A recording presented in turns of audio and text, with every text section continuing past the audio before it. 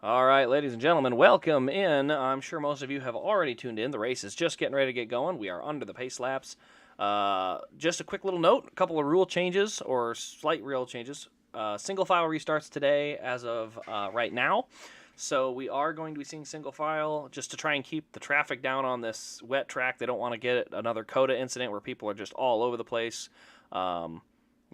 With the water and as much spray as there's going to be, they kind of want to keep it organized. I get that. Let's get this moving, see what we can do before we go visibility-wise, and then we can figure out if we can go double file. So I like the idea. Get them spread out a little bit so it's a little easier to see.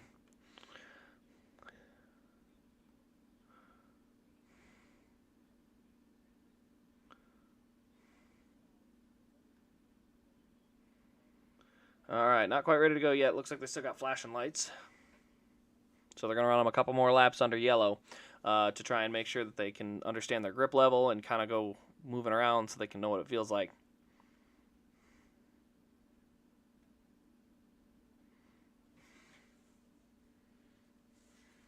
Hello, everybody. Hi, how we doing? Unifirst. We got Eric and Choco. We got Clyde here. Yeah, COTA. If you guys remember COTA last year, that's what they're trying to do. Does the channel have a host? Yes, it does.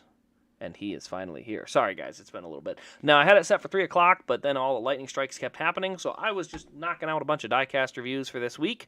So you guys can look forward to Noah Gregson's Richmond win, Kyle Busch's Road America Xfinity win, and Kyle Busch's Pocono Elite. So we got 3 new diecast reviews coming here in the next little bit.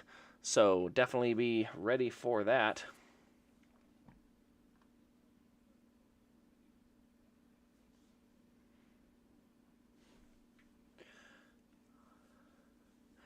All right.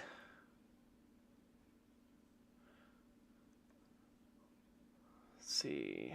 Stage 2, 20 laps, 50 laps. Okay, so the first 2 stages you can make it on fuel. Final stage, you got 1 pit stop in the middle somewhere.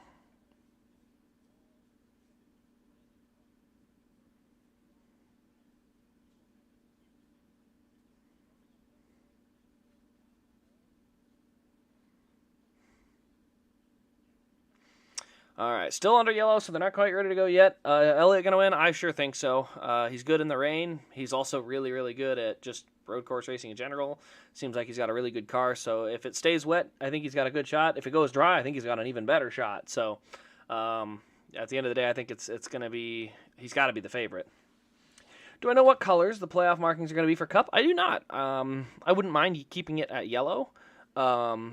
But with Xfinity going to purple, I don't really understand. Not 100% sure. That's if you look at the NASCAR logo, you can see it right here on the drive portion, the little advertisement on the side there, which I'm going to go over here and do live standings.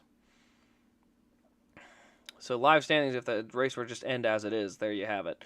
Compare. Let's compare drivers throughout the day. How about that? That'd be kind of fun. So we'll do the top 2 right now. But you can see here on the logo, it goes yellow, red, blue, which was cool because the playoff banners went yellow for Cup, red for Xfinity, blue for Truck. That was kind of neat. But if the sponsors change, they may have to, move some of that stuff around.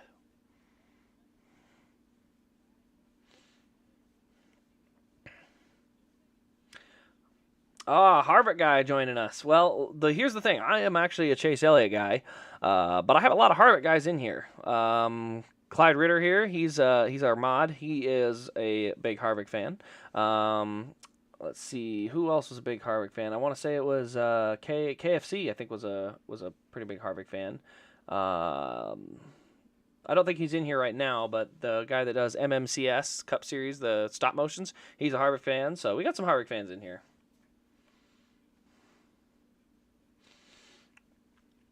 So I was a Casey Kane fan first, and then I loved the 9 for that. And then, so Chase driving the 9, but also I was a fan of Chase just from Bill Elliott, so.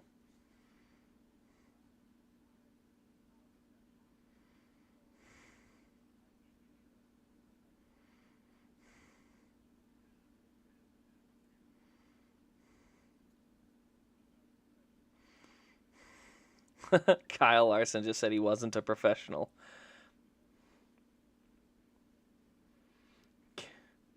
KYB fan. Well, the good news is I actually do like Kyle Busch. I'm a fan of. I'm not like a diehard fan, Like, I don't religiously watch to see how he's doing and stuff like that. But I am a fan of his in general. I like the way he races. He puts a lot of hard work in. Elliott's car is disgusting. I mean, I remember them saying that about his Sun Energy car that got his first win in. So, but I don't know. I really like the dark blue. But if you're gonna do something like this, make it a metallic color or something. Like, let's get some color with it.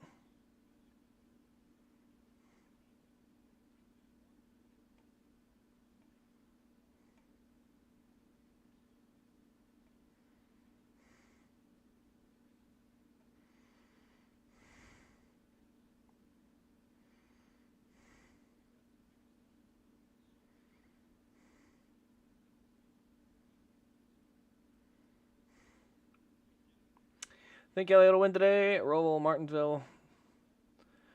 The Roval, Martinsville, and Phoenix. Boy, you're looking for the whole full-blown 2020 repeat, aren't you?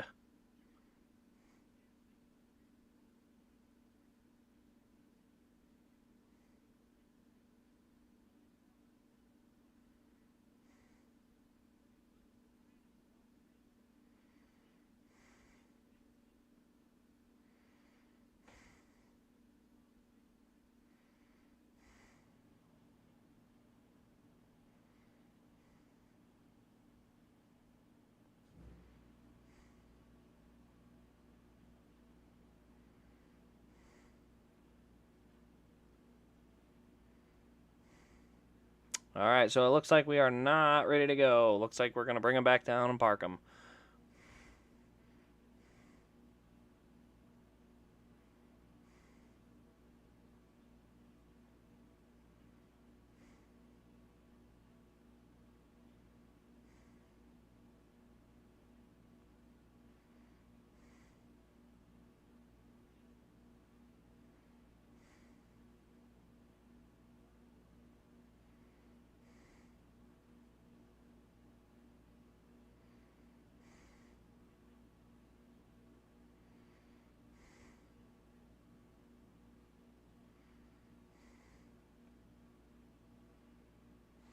To be fair, it's raining pretty heavily, puddling. NASCAR does not want COTA 2021. No, I get that. I think the biggest problem here is they think NASCAR has a very rigid mindset where it is you're either green or you're yellow. Realistically, they need to be making the drivers get more comfortable. So slowly get them up to speed, meaning pop that pace speed up. Don't run 30 miles an hour on this track. Get the pace car off and let them run 80, 90, 70%. Let them go out and run and put a little speed under these guys. Let them get a chance to go at kind of a half speed and get used to this so they kind of know what they're working with. But that's the difference is like you need to give these guys a chance to get out there and kind of ease up to it. But instead, I mean, even you look at IndyCar, when they do their pace laps, they have a few hot laps beforehand. Just, they're at 90% speed, just kind of running, making sure everything feels good, kind of making them get comfortable with their car. And NASCAR's the only series where they don't hit but over 50% of their speed until the green flag drops and you're already competing. And I just think you can save a lot of this. There is a lot of water puddling, but if you let these guys get kind of comfortable for a couple laps, they might be fine with it. Maybe not, because there's just so much rain coming, but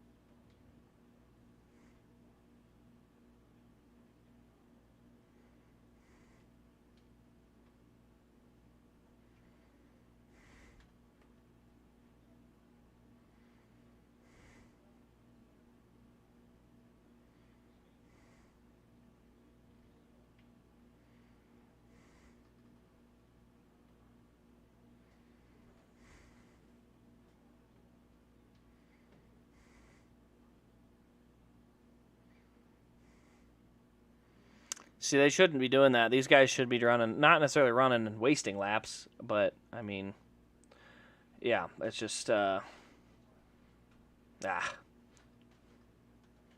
The track is pretty wet, but that's where they got to realize once these cars get up to speed, that track does dry out.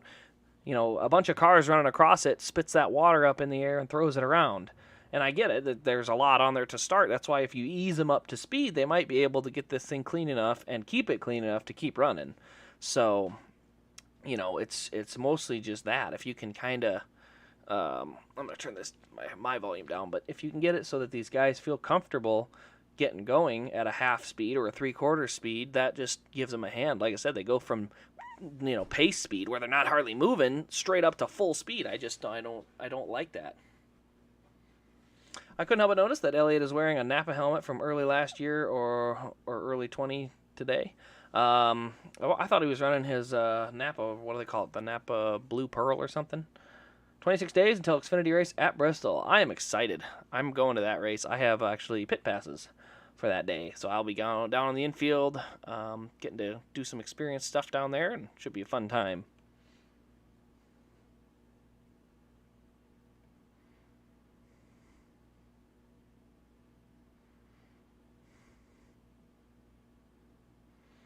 All right, so we're under commercial. We're going to have to do another little bit here. I'm actually going to slide back here just a smidge. I got to put a car back in its box. I just did the review on the Kyle Busch Pocono Elite from last year, so I'm going to get that put back in its box here. All right, let's see if we got any updates from Bob Pockris on Twitter. He's always he's kind of like a good go-to guy.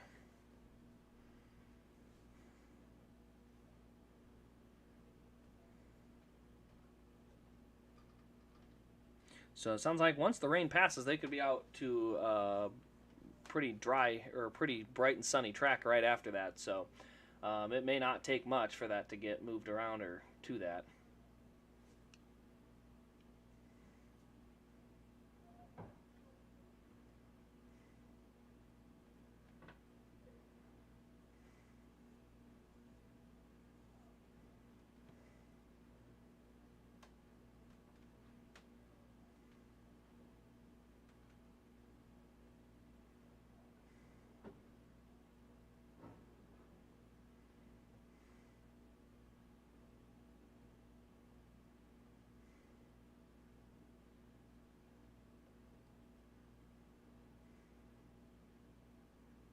Oh, he's running a Kelly Blue Book helmet.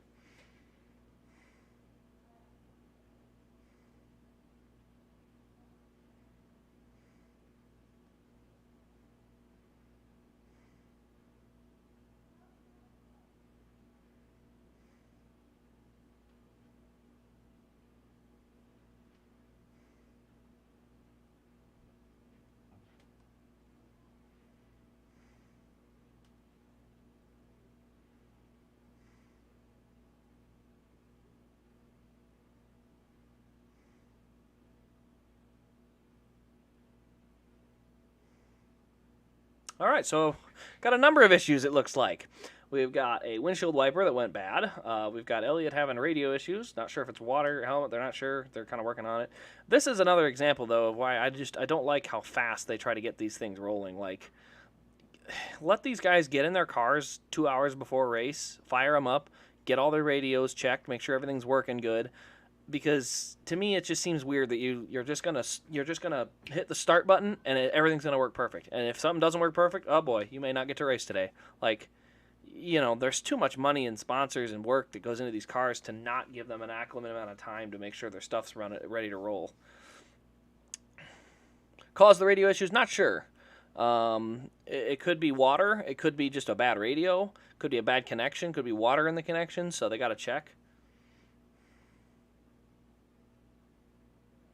What's crazy to me is I don't understand how these radios have so many issues. And the reason I say that is literally because I have a small little Bluetooth radio I put on my snowmobiling helmet.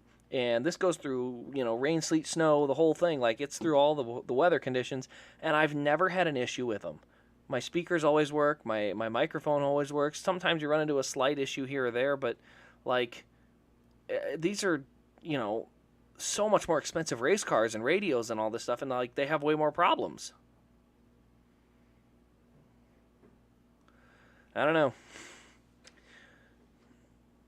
Yeah, it is already late in the day, so I mean, if we're looking at it, it's already 4 4:40, almost 5 o'clock. This thing goes green. They said sunset's at 7:30, and they can run a little past sunset, but man, on a road course with trees and shade and all that, like, they may not have the time needed. This is honestly another perfect example of why if there's no lights, if there are no lights at the racetrack, start it at noon. Because these fans don't deserve to not get to see the race because TV doesn't like that. I'm sorry. These radios aren't waterproof. I get that, but man, it's like that you would think that they would just, they'd have a little more prep to it. I don't know, but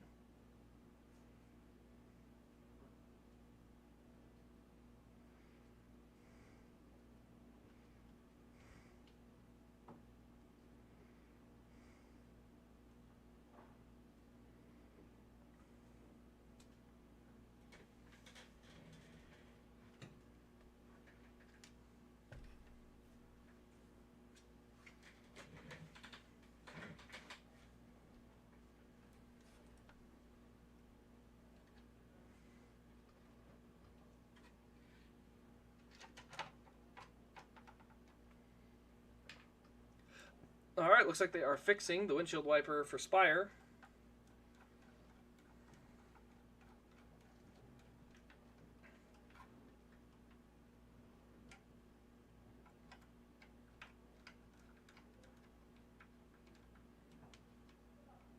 Yesterday's race was fantastic. It was really good. I'm not gonna lie. I was a little disappointed with Ty Gibbs, just because he was not even close to making that move on Byron. Like, I get it when it's a legitimate racing deal. This is the equivalent of not even being alongside a guy, sailing it into the corner and hitting him in the door, and then being like, it's just a racing incident. Like, nah, you were beat. You weren't even up close. You didn't have a good entry into the corner. You didn't have a good line, and he basically sent it in anyway and just nailed him and knocked them both out. Like, I don't know. It just, like, that's an example of him basically saying, I know I'm going to wreck Byron, and I might even wreck myself, but I don't care. I'm going for it, versus just, racing for 2 more laps. I mean, yeah, Ty Gibbs definitely did something wrong. Like, I am a huge fan of good quality racing, and, like, I'm sorry, that dude, he wasn't even up next to Byron, and he sailed it in there so deep, there was no way he was going to make that corner. So he basically just used up Byron, and then it also took him out. Like, I don't know. The whole idea of as long as you're going for the win, it's clean racing, that's just not true. If you sail it in there and knock the leader out of the way because you're going for the win, that's still dirty racing, whether, people want to admit it or not. So, yeah, it's... If they were side by side heading in there, that's one thing. But I mean, he was way back at the corner paneler late, and so there was way too much speed. Everybody in that situation knew it. I mean, Noah knew it, Byron knew it, Larson knew it. Anybody knew that if he sailed in from that deep, he was never gonna make that corner. That's where I have the problem. Is when people are like, I'm not gonna make it, but I'm gonna sail it in there anyway. I actually like the idea of no cup guys at the Xfinity Bristol field because. It does, the racing's pretty darn good. I've been there with both cup drivers and no cup drivers, and without cup drivers, it is far more competitive. Bristol is such a technical track. When you put a Kyle Busch or any other cup driver in some of the best cars, they tend to stink up the show.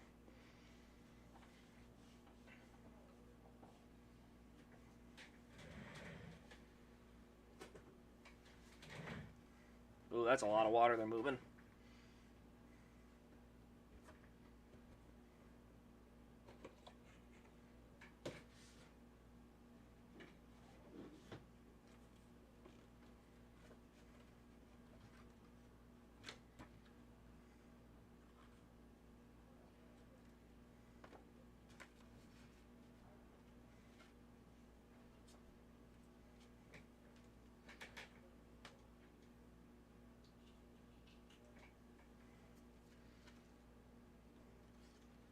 Didn't realize they're using a sweeper on there, too, using a broom.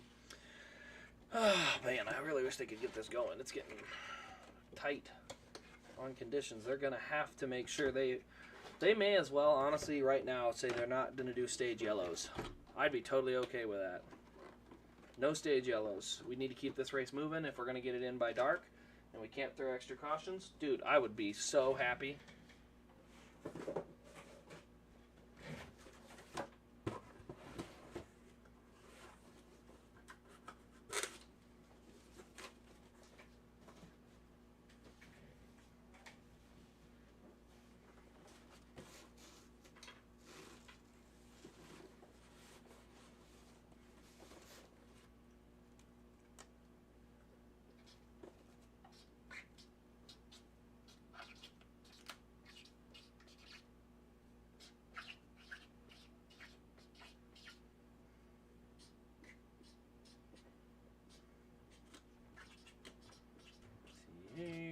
Pocono.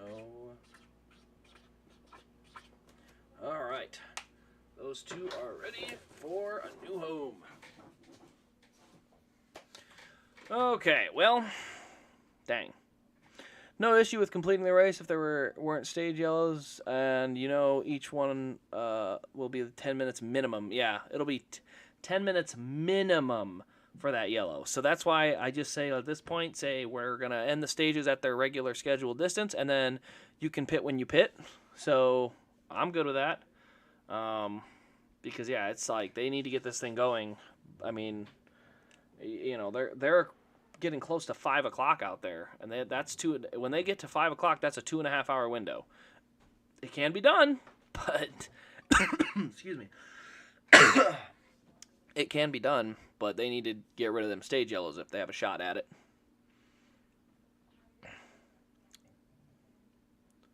In my opinion, there shouldn't be cup drivers in Xfinity. The racing is great, but it takes the points away from Xfinity drivers. No, because here's the problem. Look at what happened to the Truck Series. They got rid of all the guys that would run down, and look at what that's become. People just ramming and wrecking each other constantly. So you need veterans to set the standard in these lower series, and when you don't have that, it creates big-time problems. So I still think I like the idea of having them not in there for the playoffs. I think the playoffs are dumb. Always have, always will. I like the idea of just running season-long points, especially for the lower tier series where you have that. Because if you finish runner-up to the Cup guys, you still get no playoff points. If you finish runner-up to the Cup guy 15 times, and the other guy wins 2 races, he beats you, even though you've bested him 15 times. So, NASCAR won't abandon stage yellows. It would mean admitting fault. NASCAR never admits fault. That's accurate. I said it interrupts the race. It slows the pace. It's like, let's let these races really flow and roll out. I mean, you may end up with some even crazier strategy where these guys get so strung out they end up in lap traffic, and then you have clean track with pit stops, and I mean, whole nother element that none of us have ever even seen since stage racing started. In Watkins Glen, the sun does not go down completely until 8:36.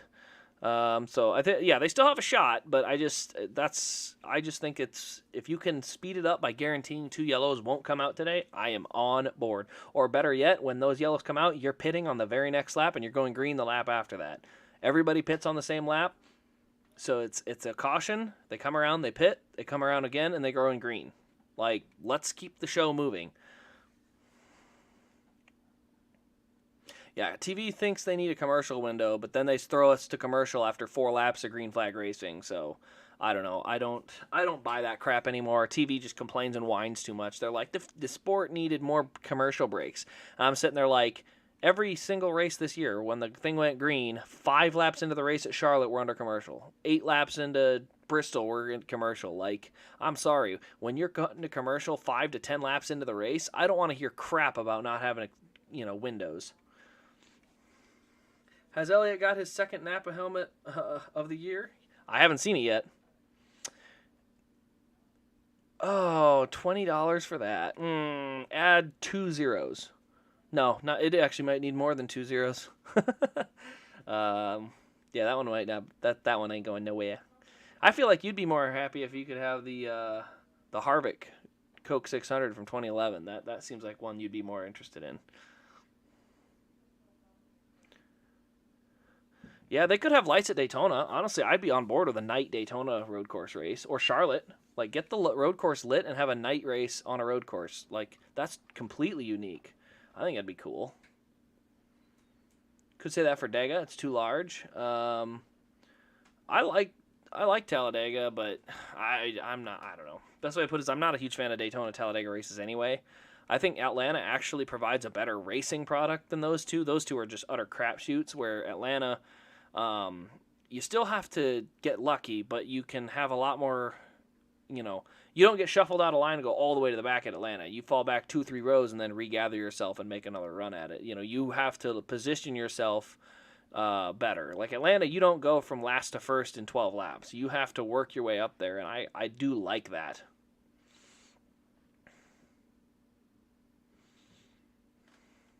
Yeah, the Roval's a little bit easier because it's a banked racetrack that is self-cleaning, and also it's a lower, in the road course portion down inside, that part is all lower speed. So, Watkins Glen's kind of like the mile and a half of road courses. It's a quick road course. They're not very slow at Watkins Glen. They're always moving. Can you transfer to Euro? YouTube does that for you. So if someone super chats something at a different thing, it works. Oh yeah, you're looking at the the Elliott one. Yeah, that one, or even the Harvick one. So it would be, if I ever did decide to get rid of it, it would be on my website anyway. So.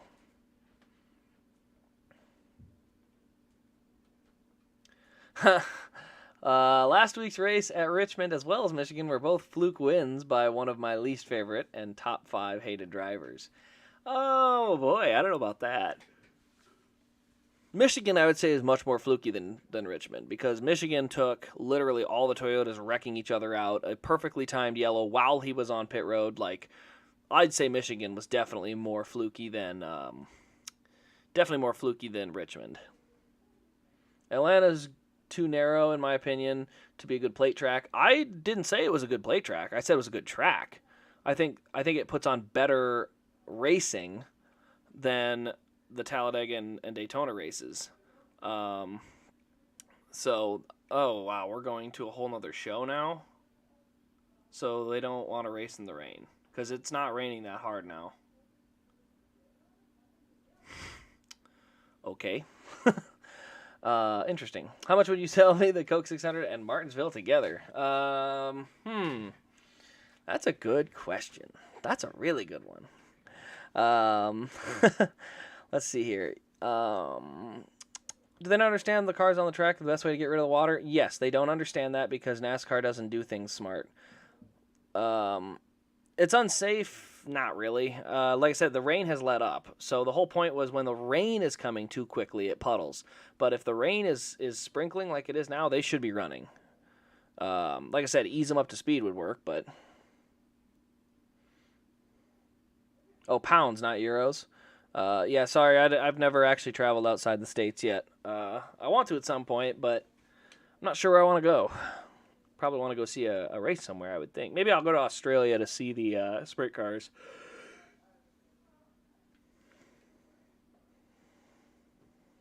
Give me a deal. Nah, I can't do that yet. Like I said, if it ever does, it would be on my website. I'd announce it.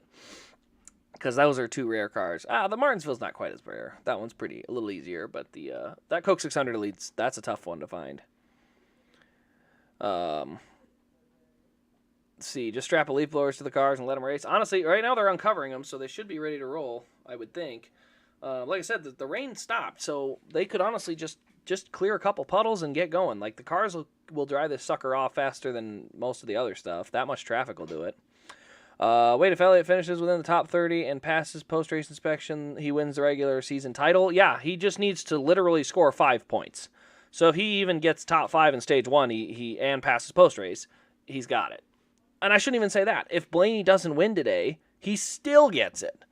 You got to realize, like, Blaney has to win both these races and get max points, and Elliott has to DNF out of both races. Like, it's essentially locked up. It's not close. I mean, basically, he has to gain 50... Let's see, how many points do you have to gain? It's like 56 out of 60. So Blaney has to be perfect, and Elliott has to score less than 4 points in 2 races. It ain't going to happen. So Which rare Harvick's do I have? Well, I think his Kansas win from 2016 is a little rare. I have that one because I was at that race. That Coke 600 car is pretty rare. I don't know. I don't really have a bunch of rare Harvicks.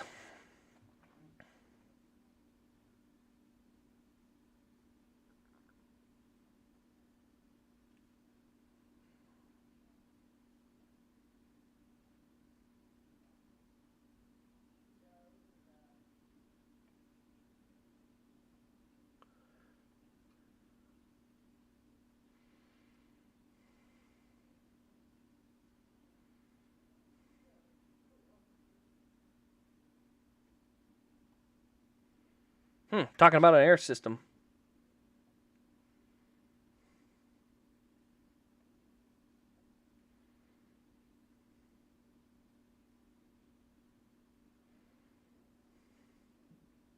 They just fired the cars up. Fans are cheering, so.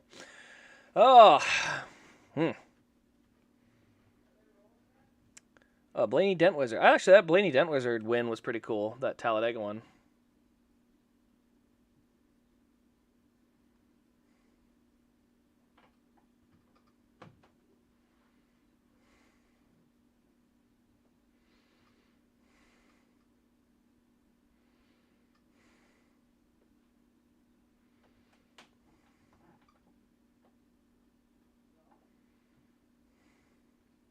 Yep, looks like Elliott's running the Napa helmet, so they had to make a swap. They must have figured it was a helmet speakers. Kurt could literally start half a lap and then just sub Gibbs. Yeah, I don't understand that, honestly. I've been thinking the same thing this entire time. No offense to Kurt Busch. I understand the whole getting better. I do. But if he's not capable of literally running one lap and pitting, and then they can at least get some points for him so he wouldn't have fallen to this point where if two guys win, he's out.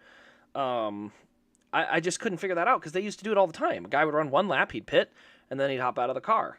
It was like I get it as a no risk, but at the same time, like that's how you kept your points. I don't like the idea of technically you could do the old switcheroo, but why bother? Because if you got to win, you're just in. Like, I don't like that. Sun's out. This track's going to be dry in like 5 minutes.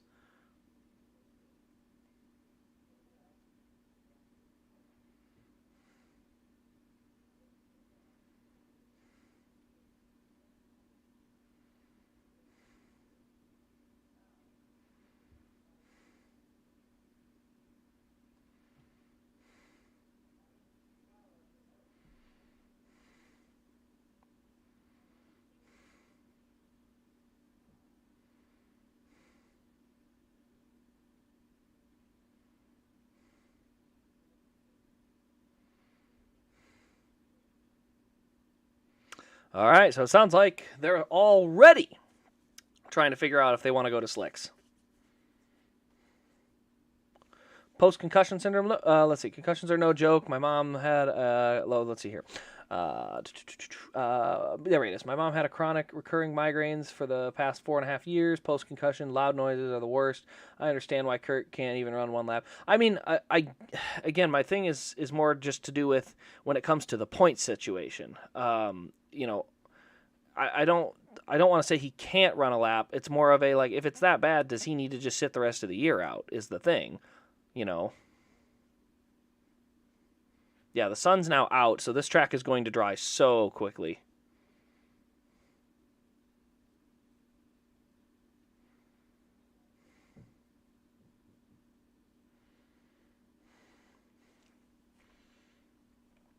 All right, Dale Jr. predicted the 17 would win. Interesting. Whereas Zero only take 2.5 hours, got plenty of time. I mean, they do as long as we don't have a crazy amount of yellows or something. That's my only concern. With the rain, you could get stuck in the grass now. Did I see your question? Would I trade Harvick's Champ logo for my Harvick Champ logo color chrome?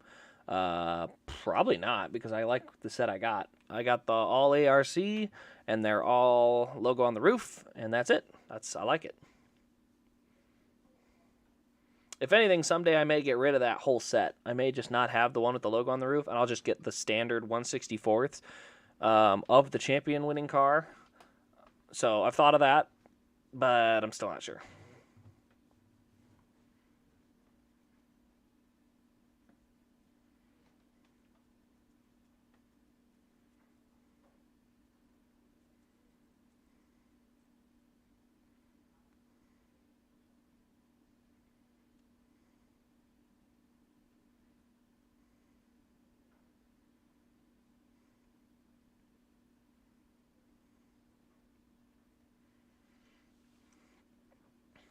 So yeah, sun's out, rain's gone, sun's out. This thing's gonna be dry in like 5 laps. Maybe not even that. The only car I want right now is the 2015 Dover because you were there. We'll definitely get that one first. If you were at that race, that's got to be the first one. They need to make a way for all Elliott paint schemes to look good with day glow numbers. Honestly, they need to put the reflective decals back on these cars. They look so good.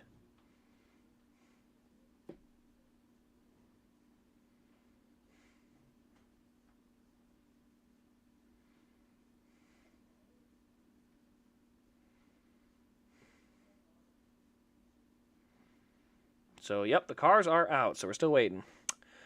Just waiting. I don't have many Harvick's race wins because I started collecting in late 2020. 2020, you got a lot of them to get.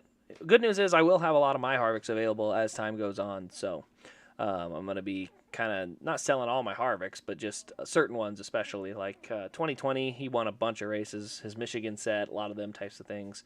But yeah, I'm trimming my my collection down another notch because I have too many. So yeah. Reflective, yes. Reflective meant like if you shined a flashlight at it, it would reflect like a street sign, would, and it would have that kind of more reflective color to it. Like if you look at old sheet metal, you can see it under the light, and it would literally like reflect. eBay. Yeah, it'll probably be on my site, but you just gotta message me if you like it, and I've got your info, so you just gotta message me with it, and we'll take care of it. But that would be where I put it. So little by little.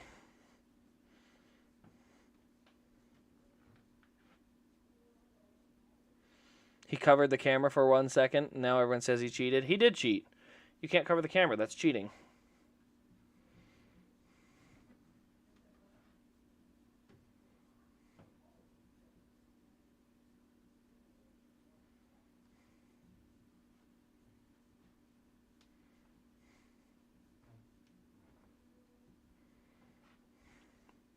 Hey, where are my mods?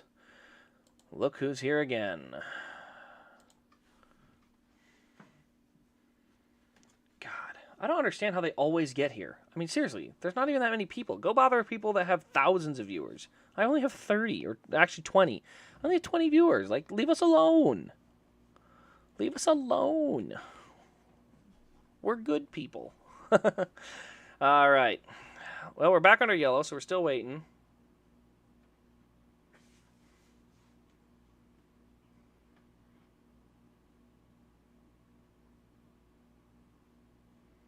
My question is, how strong are those rain tires?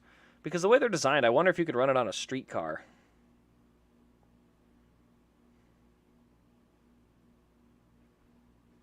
The arc of qualifying is apparently getting cut short due to a concert. Wow. That is awful. That is a terrible excuse.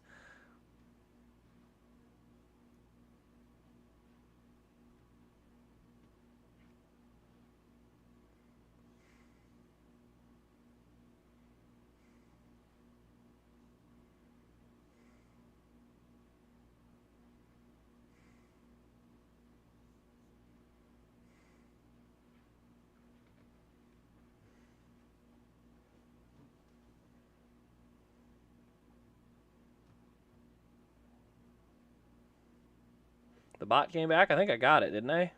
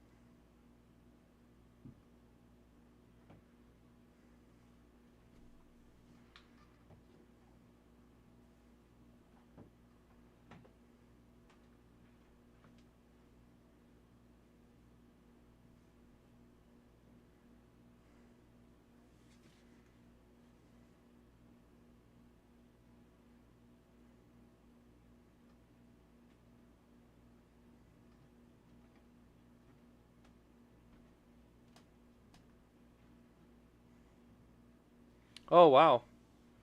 Apparently the rain's back.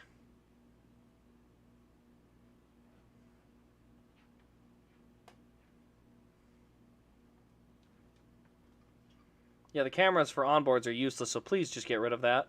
NBC's trying to show us an onboard. I don't think it's useful. Yeah, speaking of ARCA, did anyone else just see this massive wreck?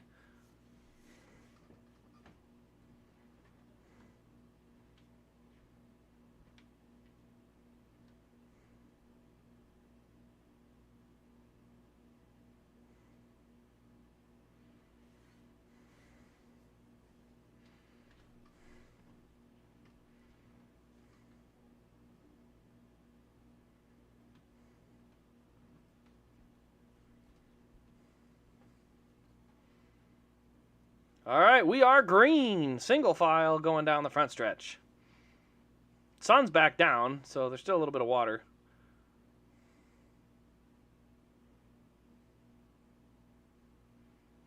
Who's that on the bottom going 3 wide already? Cindric? McDowell up to second.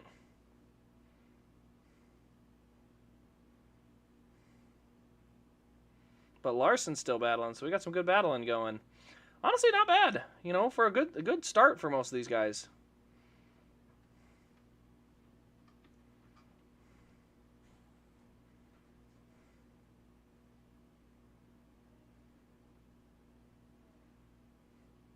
Oh, please get rid of this drone camera. It's not very good. They're trying to make it good, but it's just not. Well, these guys did a good job. I like the idea of starting the race without people going absolutely nuts and wrecking each other. Seems like everyone's minding their manners a little bit.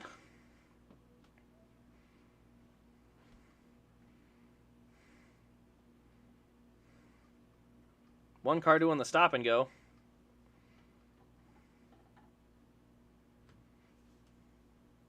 So everyone's kind of testing their braking and looks pretty good, pretty clean. Everybody kind of taking care of themselves. I'm actually kind of impressed. It shouldn't be, but but I am. Yeah, Elliott took the spot. He went up and got the lead. Went out there and got it. Yeah, he started first. I agree. It's like, hey, announcer, he started first, so. Oh, Allmendinger just got dumped. Cindric just missed. What was that? Come on, Cindric. You gotta... Come on, Allmendinger, get moving. I mean, he just missed. Like, he didn't even have a shot to make that corner. What was he doing? I mean, he's full-blown locked up multiple times, so I see how it happened, but it's like... It's lap 2. It's lap 2, and you just took him out.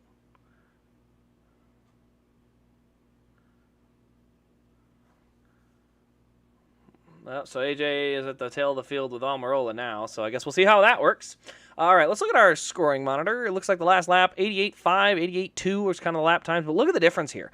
Chase Elliott running an 88.2 on the lap time. All the way down here was a 94. Like, we're talking a 6-second difference right there, and that's not even counting the difference that they already have.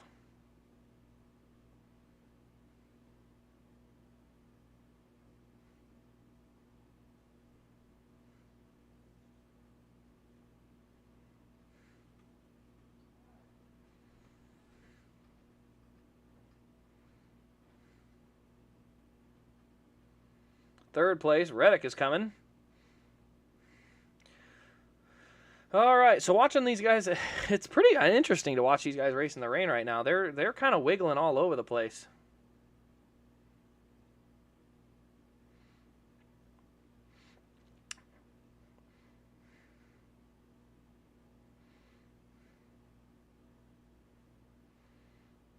All right, coming into the bus stop.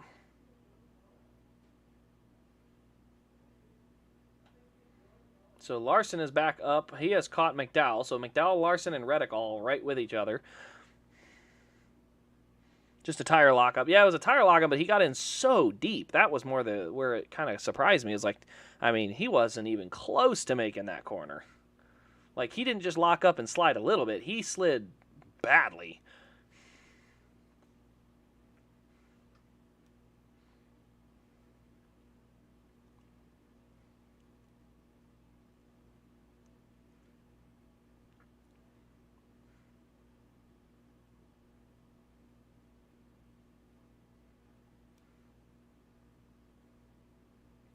Harrison Burton was he got spun as well going into turn 1.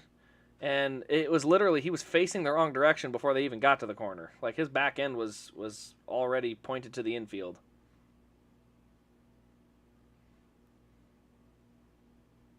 McDowell going for the lead.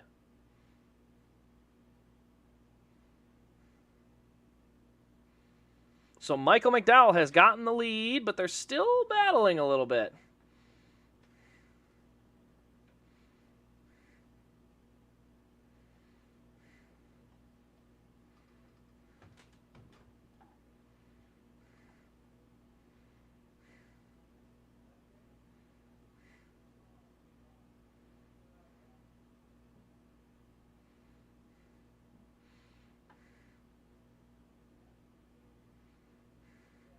So is Michael McDowell going to be our next winner, guys?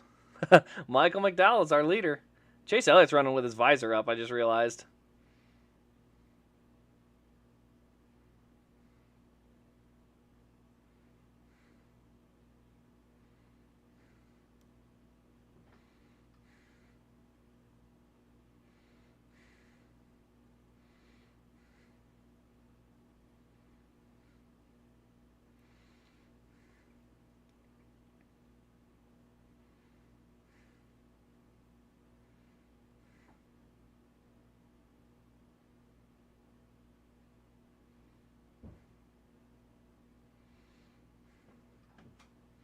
So Michael McDowell has now taken the lead. They're running 84s.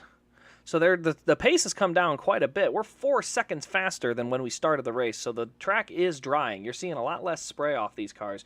But you are still seeing some spray. So that it's not dry yet, but it's going to start pretty soon. I assume we're going to have one dry line to go around. Because, yeah, like I said, they started at an 88. They're now down to an 84. So 4 seconds is what that lap time has dropped.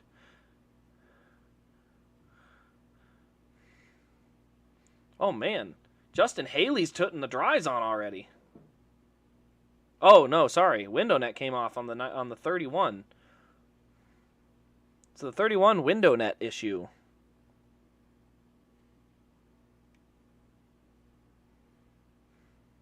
I don't think Elliott did that intentionally because he got passed by Reddick, too.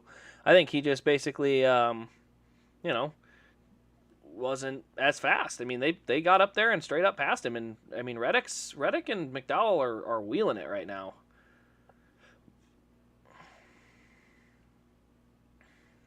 All right, next lap time coming in. 83.8 from Reddick.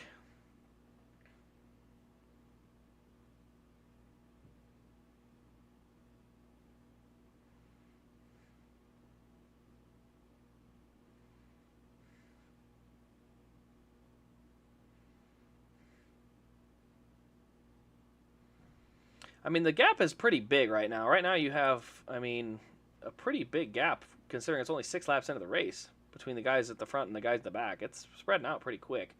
Anyone checking in our F1 champ, Raikkonen, he's up to 19th, so running in the top 20.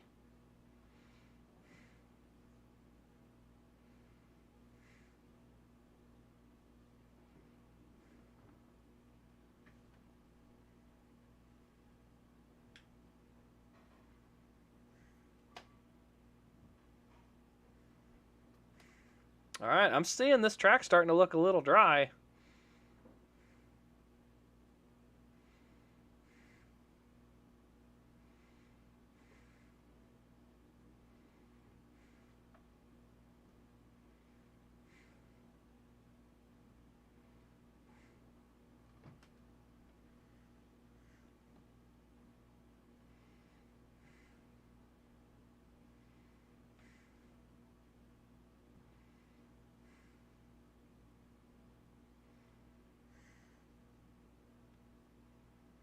Chris Buescher is up to 4th, Suarez to 5th, so checking that lap time, 83.4 is what McDowell ran, so it's come down another second. Blaney has no fuel pressure. No, the gauge isn't working. Yeah, Larson missed the bus stop. That's all that happened. I think you were the only one that forgot because they were, I mean, it's kind of all over social media. They were talking about it. Let's see. Anybody else moving forward quickly that I'm looking at right now? He's in 20th, so looking pretty good. Ran an 85.3 last lap. So a little ways to go yet. But we are only 6 laps in. All right, we're under commercial at the moment, so I don't get to see anything right now, but...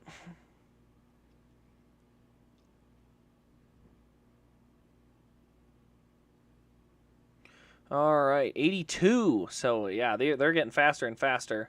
And it could be, too, that they're running in the dry lane, and they're ready to start running that. It'll be interesting, though, because the biggest thing about having rain tires versus slicks, once it's dry, you can run the slicks, but if you run offline to make a pass and you're in the wet, then you have no grip at all in the slicks. NASCAR fans complain about Elliott being mentioned at Atlanta, but they have mentioned guys like Kimi at the same amount. Not quite. The reason they didn't like the Elliott one at Atlanta, I understood, because every single opportunity they were sending it to the pool room talking about Chase Elliott. So it was kind of like, okay, we get it. Like, the pool room's in Dawsonville. It's in Georgia, which is where the Atlanta is. Like, we get it. It makes sense. So, Christopher pits for slicks. Is that true? Did I miss that? Who's pitted? How do I know who pitted? They'd be way back here. It didn't show that. Here are the guys that pitted. They're back 50, 60 seconds back. If Bella's in, then we're going to have some fun stuff coming here. Or is that Christopher Buescher? Oh, Buescher. Sorry. Christopher Buescher, Pittsburgh. See, I thought it was Bell. Yeah, the 7 different countries, that kind of stuff. So...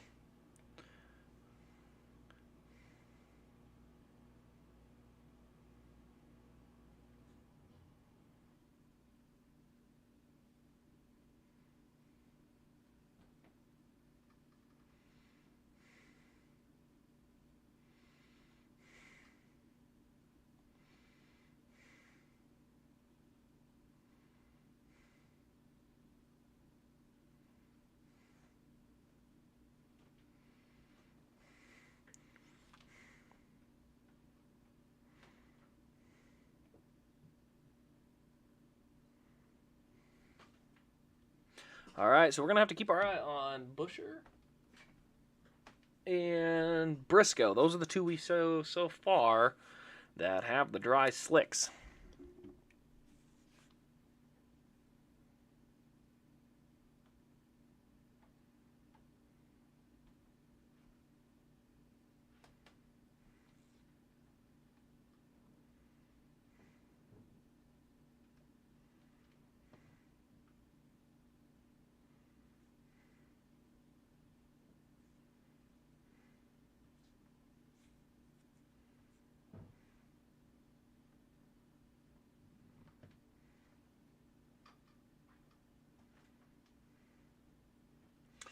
All right, so it looks like it's a 2-car race right now if it stayed at the rain conditions, but it is going to dry out by the looks of it.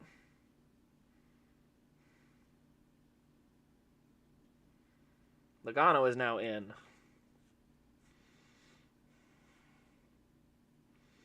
So Buescher's in 35th. We'll have to see how that timing works out.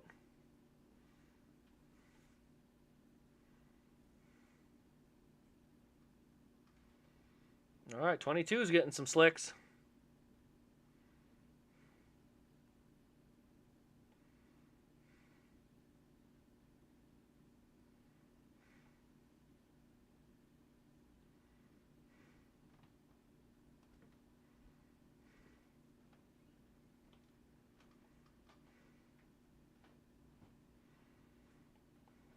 On 13. Down to 81 fours, so the track's speeding up more.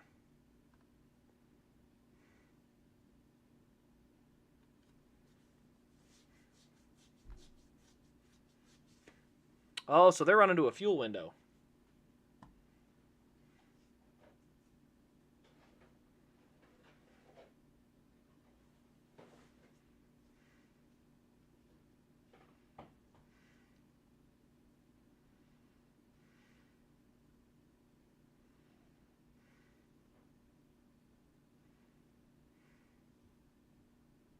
Todd Gilliland has driven his way up to 4th right now, for those who haven't been paying attention. He is moving. What's his last lap time? 82.5? Oh, no, sorry, 80.2. He's running faster than the leader by a whole second. Todd Gilliland is absolutely flying out there.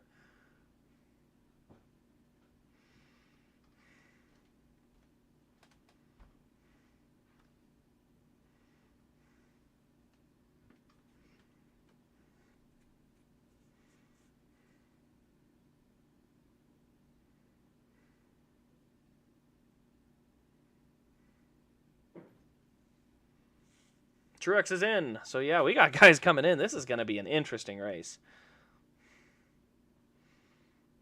All right, let's see. If I got 80.7, he's still slower. Even on the slicks, Buescher has not beaten the lap time of the leaders.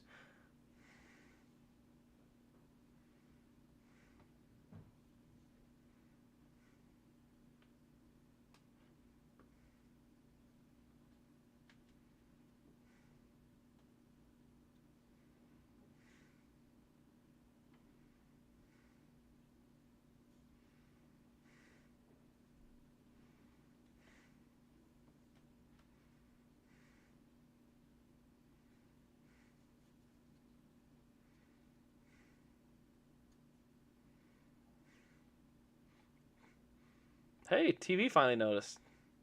Yeah, Todd Gilliland is kind of rolling right now.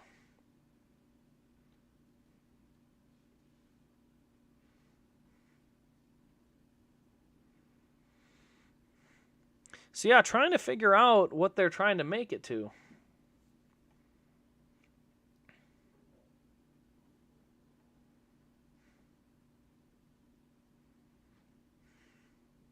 McDowell's coming in this time.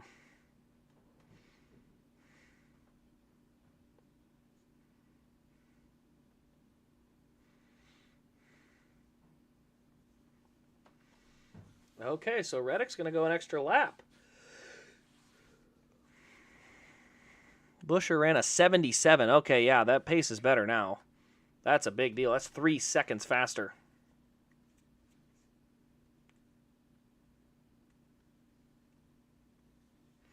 So they are on to the slicks.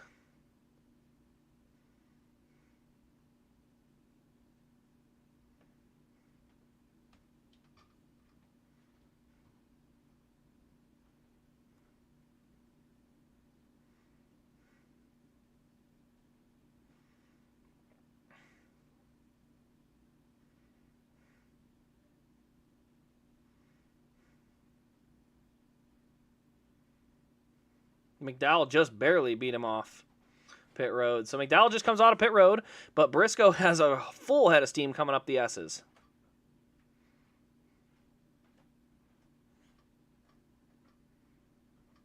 So yeah, McDowell and Briscoe are going to have a good battle going. Meanwhile, Reddick is still running out there. I think he's pitting this time. Oh, wow, look at that. He just drove by him going into the braking zone. Oh, a little wide. Buescher's there too, though. We got 3 Fords battling for the lead.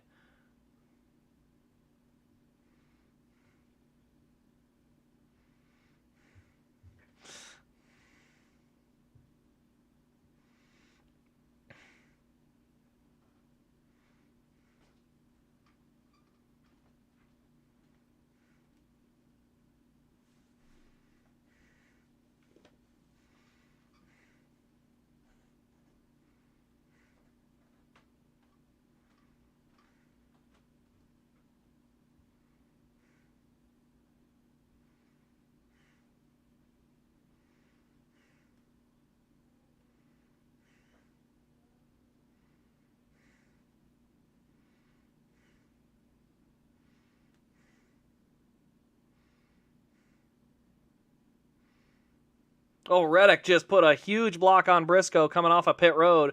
That's huge. You're going to see a massive wad of them heading into the bus stop. Oh, he's blocking again. Oh, he's not going to be able to block him this time. He missed.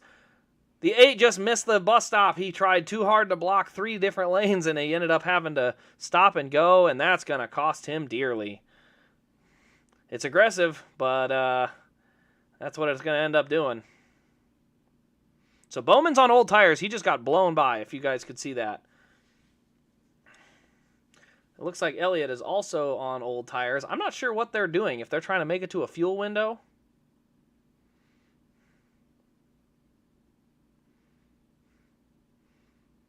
So the 9 and the 5 are staying out. This is...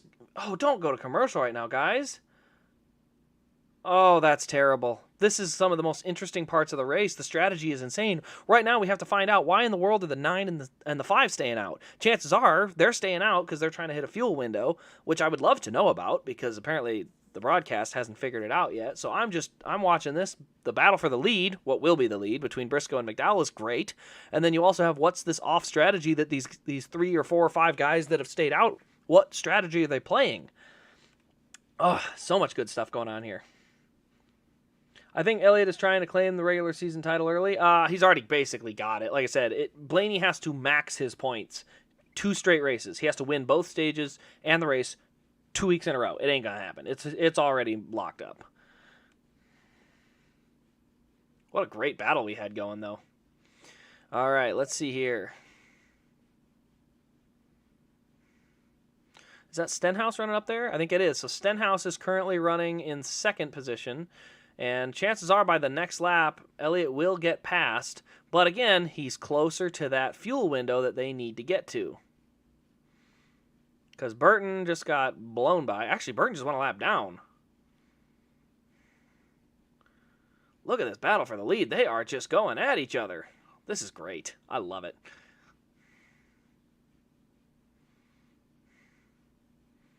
So yeah, we definitely have a solid dry line going right now through the S's. Between these 2 leaders. They're running 74s. Elliott's running an 83. So it's like a 9-10 second gap. But like I said, I think they're going to try and run to try and get to the fuel window.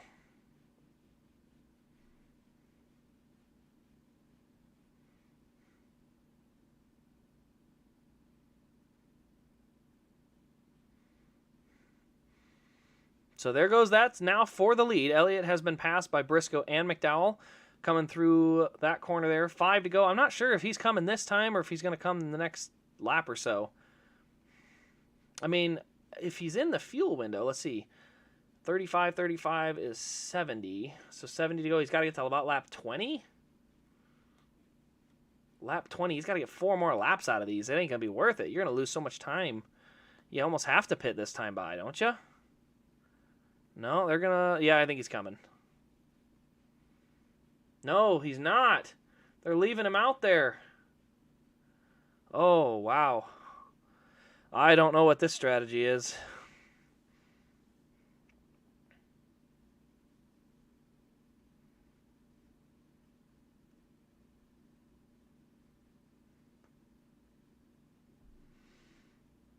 So, yeah, Elliott, Larson, and Bowman have not pitted. None of the Hendrick cars have. Huh. So, for some reason, no Hendrick car has pitted yet. I'm not 100% sure what the goal of that is. Because he's already lost 8 seconds to the lead. Unless they're going to pit right before the stage and try to flip the stage, I would think. Meanwhile, Christopher Buescher, my bad, is also in that front battle for that lead.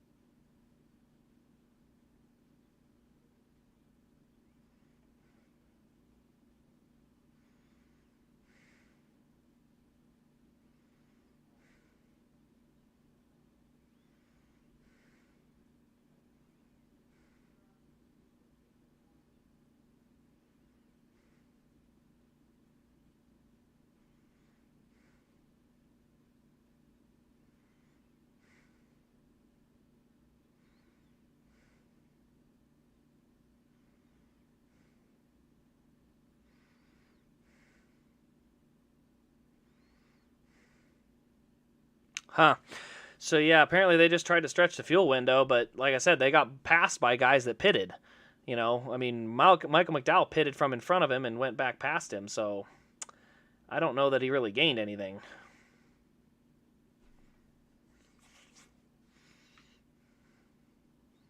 McDowell's coming in again. Busher coming in.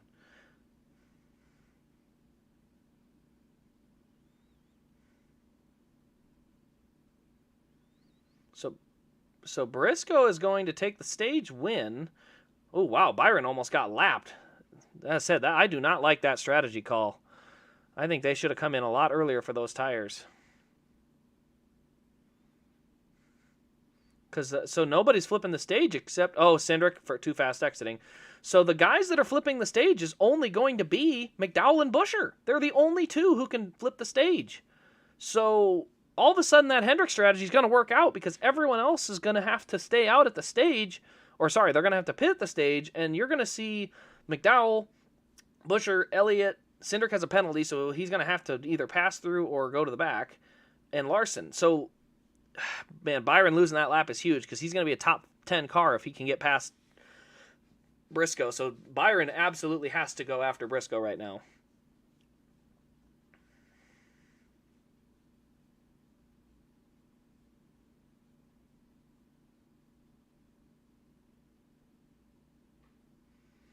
All right, so the battle for the lead is all but over. But, I mean, with Reddick making that mistake, he can't flip the stage either. So I may have... I'm not going to lie. I thought it was a bad strategy. Maybe it wasn't.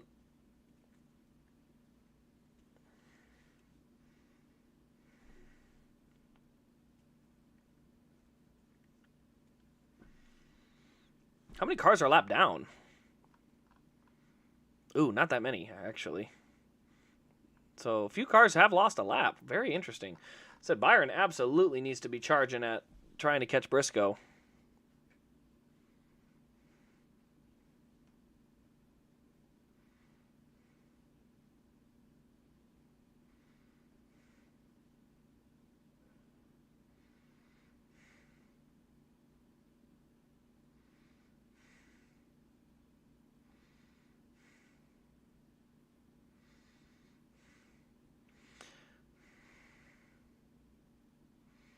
And Byron's going to get stuck a lap down. That strategy absolutely bit William Byron. Oh boy.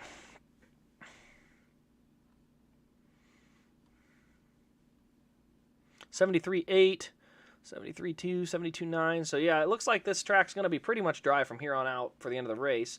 That top 10 looks really wacky. I mean, it looks wacky because of how the race started, but we definitely got some room going here. So we'll see after this stage who pits, because this is going to be huge.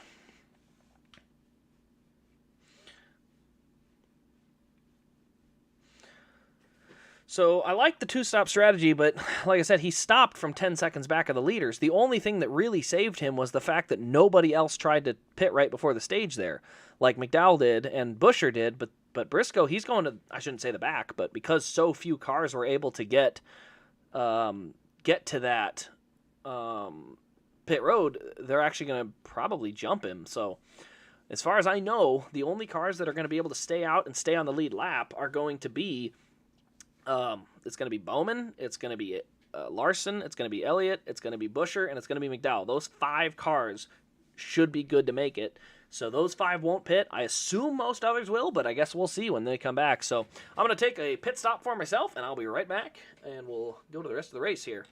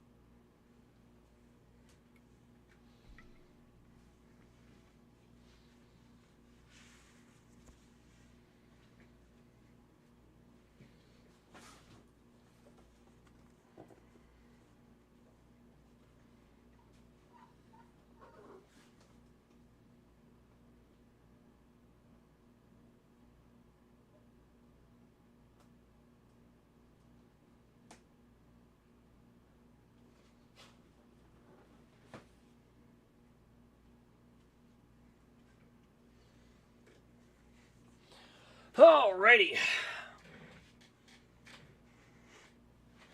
Where is my koozie? I need to have a koozie for this can. There it is. Denny is 36th and a lap down. I'm going to go ahead and go out on a limb and say he's probably not winning today. It's a limb.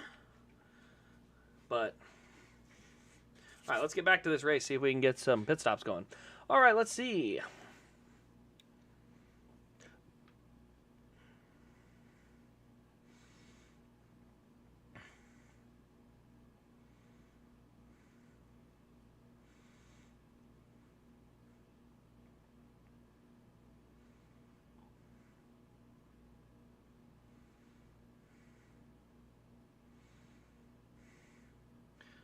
Okay, we have a very interesting dynamic of pitting going on. A lot of takers and a lot of people staying out. Very mixed bag going on here.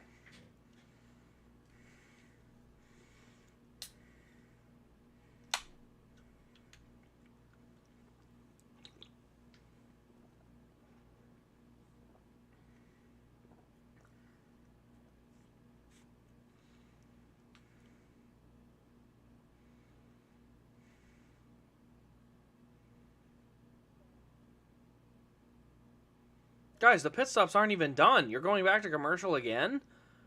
Yeesh. That's terrible, guys. According to Packers, not enough points can be gained. Yep, that's what I thought. Because, like I said, Blaney had to win all the stages. So with Blaney, I don't think he got any stage points. So Blaney getting those stage points, boom, regular season champ. It's over. So, AJ Gaming, it doesn't matter. It's not about him scoring points. It's about Blaney not scoring points. You know, you can have a 120-point lead, but if Blaney doesn't score enough points to cut that lead down, it doesn't matter. So,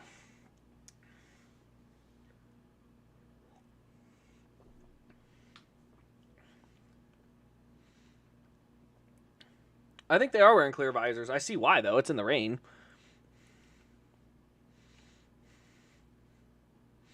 So we got some few. Pepsi is better than Mountain Dew. It is absolutely not.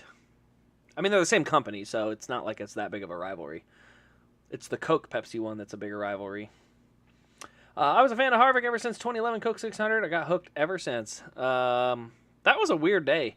That Indy race had the same situation. The National Guard car led the race coming out of turn 4 and didn't get to the flag stand with the win. And the same exact thing happened with the Cup race. It was nuts. All right, so let's see if we can get some updated scoring. It's going to take probably a full lap. Oh, did Bob just say that? Double fire restarts have returned? Bob Pockrass, where's my news source? Oh, that's Jeff Gluck. No choose at the road course, so no one besides later will choose. Going green next time by. Oh, good, good. Look at that. Going green this time by. I love it. They're doing the express stage breaks. I love it. They literally, caution, next time around they're pitting. Next time around, they're going green. Love it. Absolutely love it. Race Craze. What's my Twitter? Race Craze. Yep. Yep.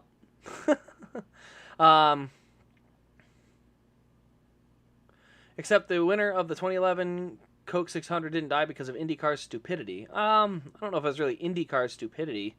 They had a really bad package on those cars for sure, but I mean, if we're being honest, the Halo hadn't even come into Formula One yet. Like, they definitely should have gotten a little closer to that, but I don't know. I understand why they want to stay away from mile and a half. It makes a lot of sense, just because of the banking, but yeah, it was sad. I mean, I watched Don Weldon win at Iowa.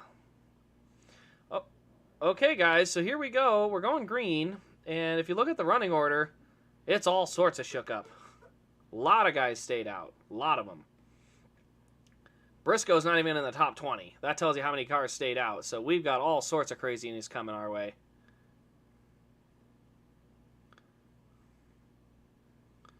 So Gilliland has assumed the lead.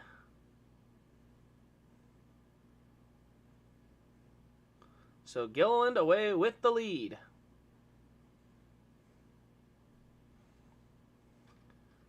Who is that bright yellow Camaro? I've never even seen that car. That's not McDowell. Oh, that's a Mustang. McDowell already back to 4th. But here comes Kyle for 3 wide into the bus stop. Someone's going to have to yield. It's Ty Dillon. Kyle Busch sails it down in there. Look at Kyle go. Oh, Custer hit the grass. Look at who's running in 9th, ladies and gentlemen. That F1 champion is running 9th. He started close to that, but he did not drop. He's still running there. That is impressive.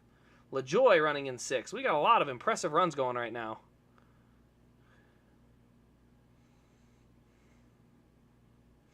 Todd Gilliland's a good road racer. I think people are sleeping on him. He did well at the other road course, and he's got the lead now. But don't look now. Kyle Busch is here. And if you guys remember, from 2011 to 2015, this was Kyle Busch's playground. He was really good here. And even though Elliott won 2018, people forget Kyle Busch rallied from very last on the lead lap to 3rd in all under green. So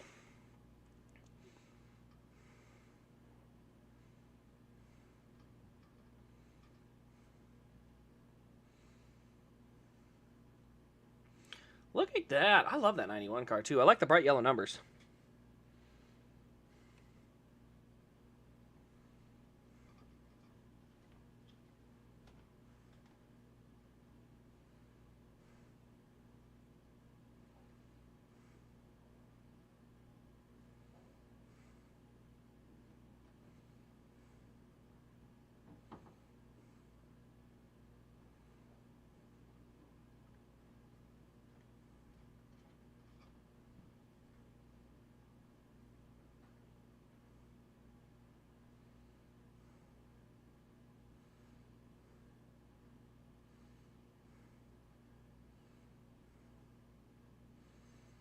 All right, so Elliott has returned to the top 10, but Kimi Räikkönen still running in 9th.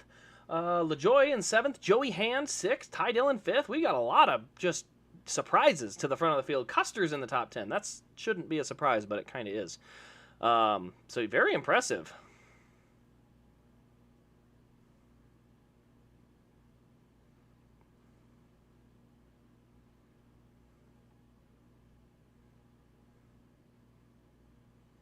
Oh, big run for Elliott out through the S's. This is why he's so good at Watkins Glen. He can make runs in places a lot of other guys can't. Ooh, Räikkönen with a big block.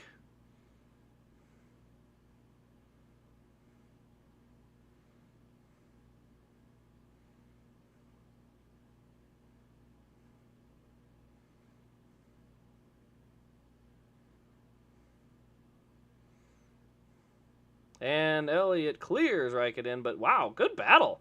He tried to use the Formula One defensive line, and it almost worked, but that's the difference between watching these good drivers in road racing and those that aren't.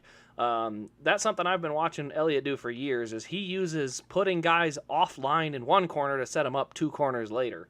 You can see it at the Roval back in 2019, 2020. He did it a couple times to 2 different people where he ran no chance of passing them, but ran high going into the corner, and they had to run a different line going in, and then 2 corners later, he's got a good line and ends up going right by him.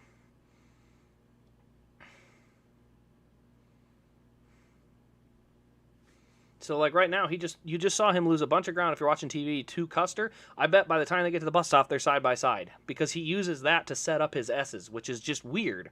Instead, he loses ground at going into the first corner of the S's, and by the time they get down that straightaway to the bus stop, they're side by side. It's just kind of a weird thing. So it's something I've noticed from other road course races I've watched him run, and it's different. I mean, I don't know if it's just technical.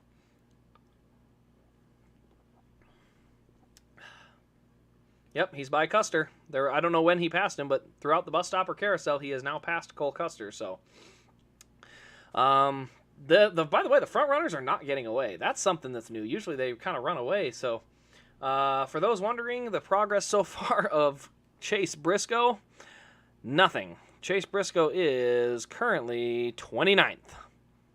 So, oh, wow, Logano just sailed it in there, completely missed the corner, and Gilliland's going to go right back by him. So, yeah, Joey Logano had no shot of making that corner. I'm not really sure what that was, besides just that would have been a straight-up clean-out move.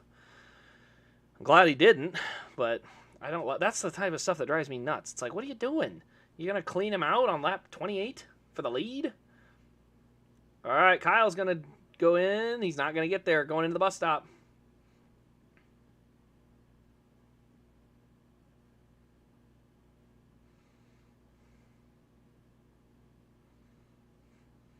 Oh, bad line for Gillen through those set of corners. He lost first, second, and he's going to lose third. Bad exit off of that corner.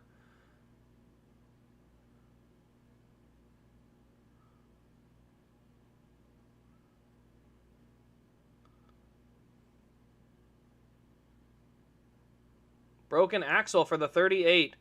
Broke an axle. That's terrible. While leading the race. I don't know where that happened at, but that is a shame. Todd Gilliland, I mean, impressive today. Ran a very impressive race and broke an axle. Nothing, sounds like nothing is his fault. I don't know if it was just bouncing over the curb or what, but man, that sucks. Gilliland is not out of fuel. He broke an axle. Oh, yeah, you just got that. So sorry, but man. He passed him coming out of the carousel. Okay, yeah, I mean, watching it, I knew he was setting it up.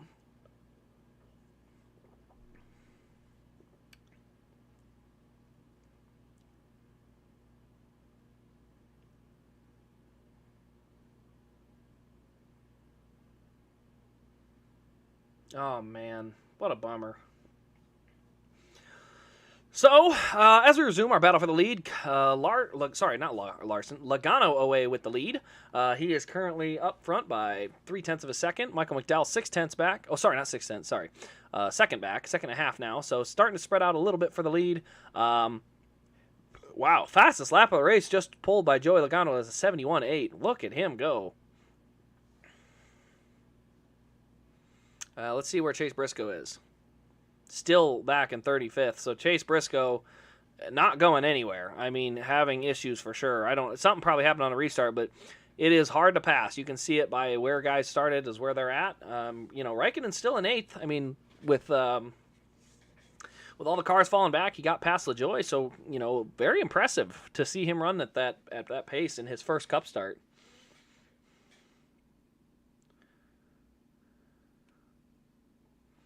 So yeah, still sitting under ad now.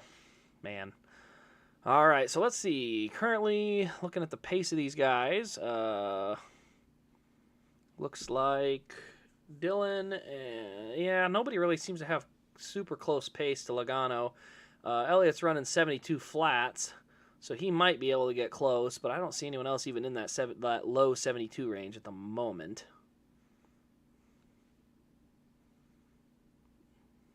Now, Larson and Allmendinger in traffic are running in that 72-second bracket way back, so they look like they're going to be moving forward. Didn't take tires. Oh, that'll do it. I didn't think of that. Because I was wondering, I'm like, man, his pace is just bad. But now I look at where he's running and, where he's at. He's running really off pace. I mean, he's not even close. Something's wrong with that car. 75-second laps. And it'd be one thing if he's right up on somebody, but you look at his pace right now. Where did he go? Why did I lose him? There he is. His delta, he's 7 seconds to the next car. So right now, something's up with Briscoe. He's 7 seconds from anyone, and he's still not getting closer. So I think something went wrong on that car.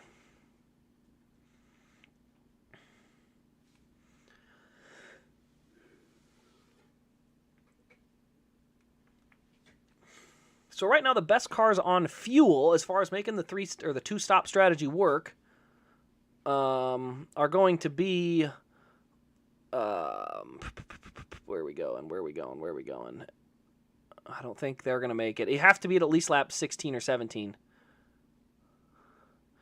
So it's going to be McDowell, Elliott, Buescher, Larson, those guys, Bell, Blaney. Those are going to be the guys that have a shot. Dinger, Stenhouse, those are the ones who have the fuel to potentially make it.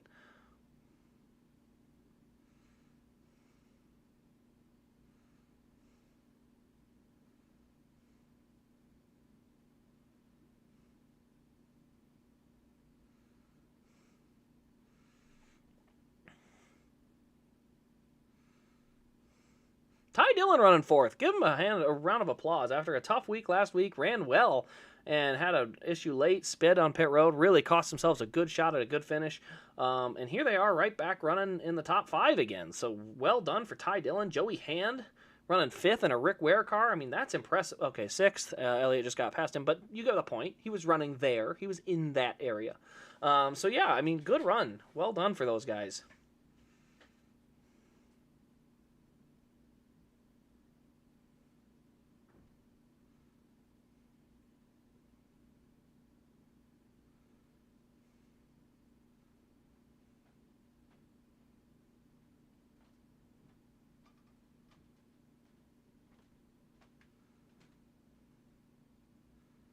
Oh, Reddick's day goes from bad to worse.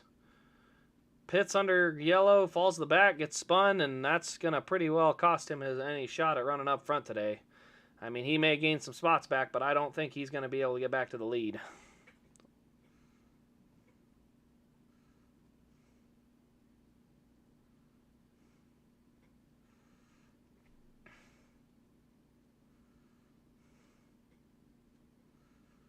Buscher's running 9th. How did Buscher fall behind Elliott? Let's see, the issue here, looks like they just went too wide in there, and the 77 tags the 8. Not sure I can really blame anyone there. It looks like it was just a kind of a racing incident that took place. You know, pushing it hard side by side, and that kind of stuff will happen.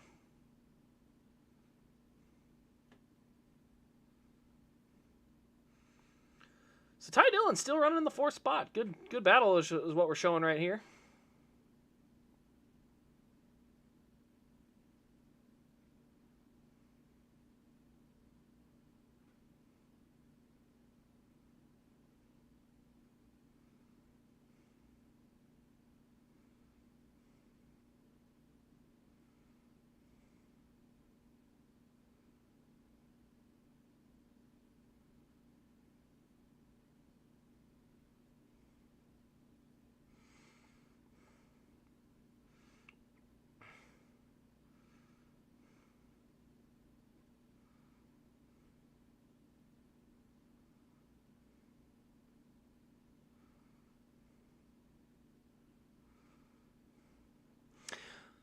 Lap 8 was the last pit stop. They are trying to get to lap 40.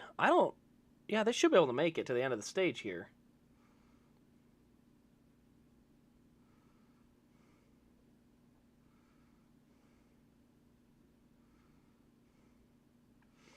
All right, so looking at the battle right now, oh geez, Elliott just ran a 71.8. Well done. So he may have a shot to catch McDowell. I don't know if he's going to get all the way up to the lead. He'd have to get there really quick. With only 6 laps to go, that's going to be a tall ask. Unless Logano pits before the stage and tries to flip it, that's possible. Problem is, I think flipping the stage at this point is all but useless.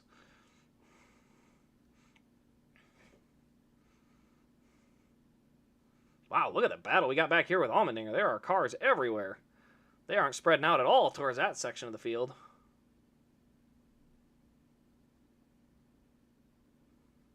Oh, Chastain just gave Truex the boot.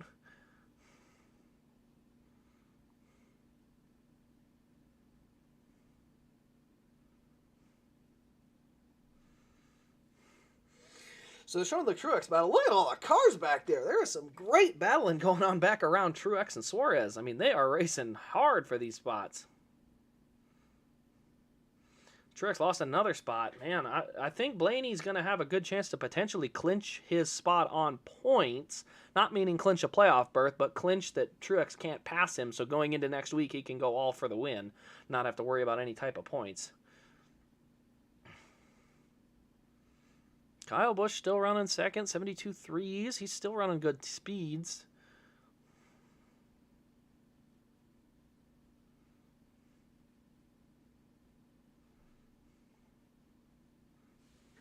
So Logano going up through the S's. That's where Busch is right behind him. So 5 to go. I think we're doing another commercial break. Really?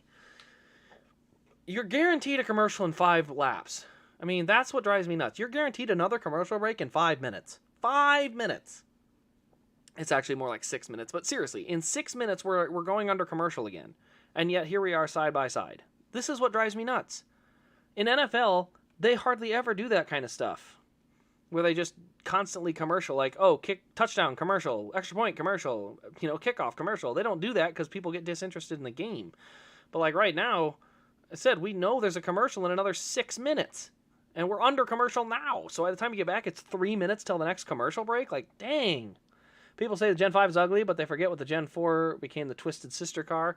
Yeah, the thing about the Gen 4 car was it was all mechanical grip, so it put on good racing. But once it got to the clean air era of Gen 4 racing, Gen 4 racing, it wasn't good.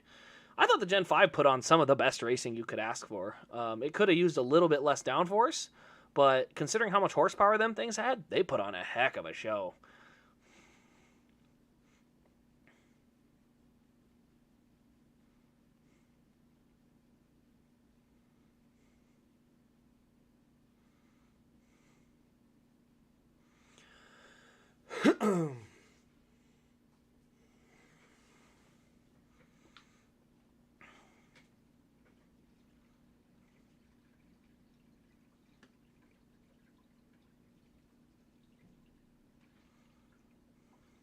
Custer and Busher battling for 7th currently shown in there on the side-by-side. Allmendinger up to 12th, so Allmendinger making some good moves. He's getting closer. Let's see.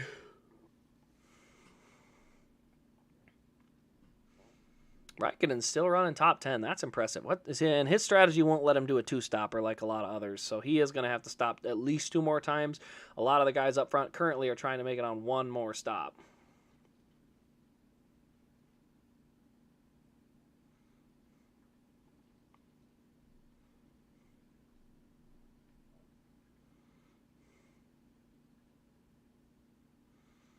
Interesting.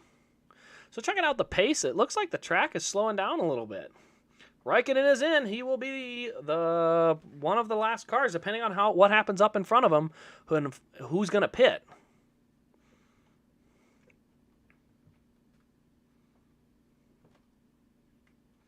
All right, 91 is away, so he is going to be trying to flip the stage.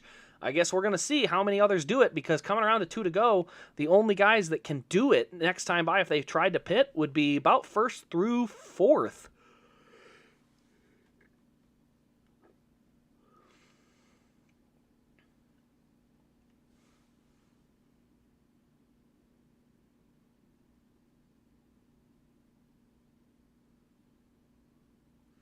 All right, here they come, 2 to go. Pit road is closed, so nobody else going to pit besides a couple of them. So they'll flip the stage. We'll see how many of the guys currently leading are going to be able to pit. And we'll just have to see what they try to do. That car is not hardly moving. What is going on down there?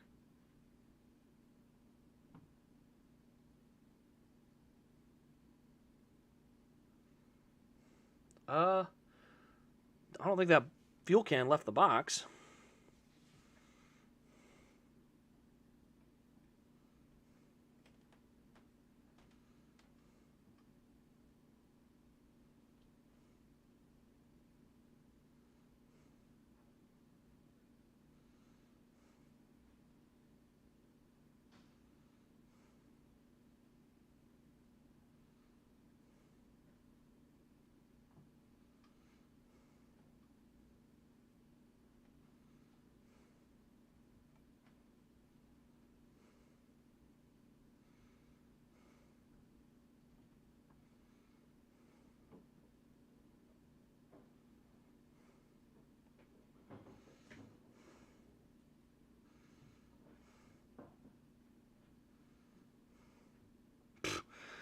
Elliott saving fuel and still running pretty darn close pace to everyone else. That's a scary thought. It's always good to have a guy that's really good at a certain track. I will say, it's kind of like Junior at Talladega. It was always fun to see him constantly going and running well there. Didn't matter the year, didn't matter anything. It's like tying that together. Let's see here. Why do they get their hands out the window if they're not going to pit? Could be just trying to get some air into the cockpit.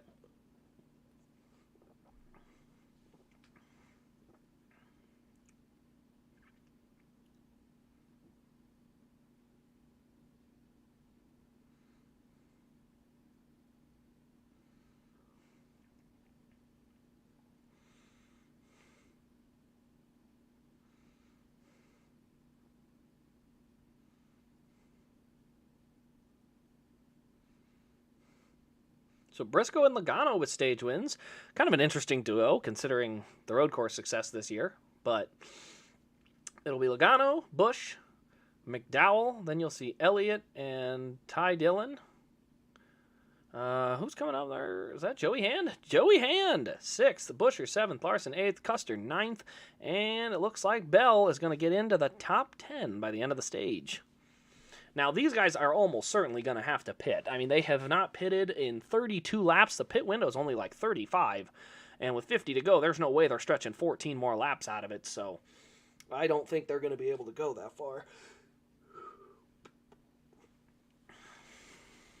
It's been 23 laps since Elliott and McDowell have been on pit road. So with those 23 laps, they're going to go about 12 into the next stage.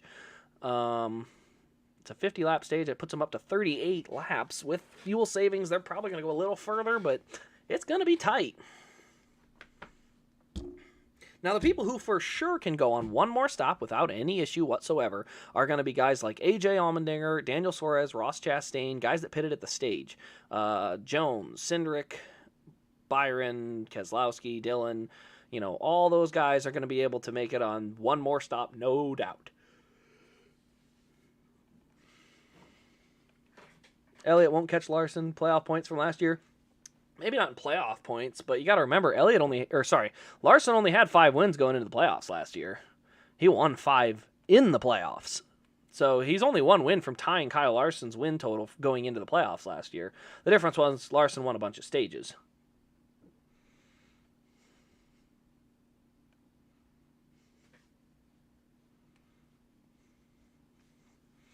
So yeah, these guys that have pitted on lap 20 or later, they are guaranteed to make it on one more stop. Guys here in the 16, 17, 17, 16, 16, 15, Stenhouse might be too short. Those will be the closest. Now, they have had 2 cautions to save some fuel, so we will see what they do. They'll save under this next couple laps and the other couple laps. So, right now, if you take the fuel strategy that said they could go about 35 laps from when they last pitted, that puts them at about lap 56 out of 90. That's still 45 to go. But if you split that down and say they make it 3 or 4 extra laps, then you're down to 41. That still seems a bit much. Oh, no, sorry. That'd be 35 to go. So, yeah, they're right on it if they can make it right to lap. Basically, the last lap pit stop you want to make is around lap 55. So if you can make another 14 laps, which would be asking something, but if they can make it 14 more laps, they'll make it. So I think Elliott will get 3 championships. I don't think he'll quite reach 7. 3 would still be a heck of a good career. So, Tony Stewart had 3, and, he was a first ballot Hall of Famer. So I don't think anyone would have a problem with that. Briscoe's on pit road with an issue. So Briscoe had to have gotten into an issue. They got the hood up. They're checking tow on each side. So something happened to Briscoe during that run.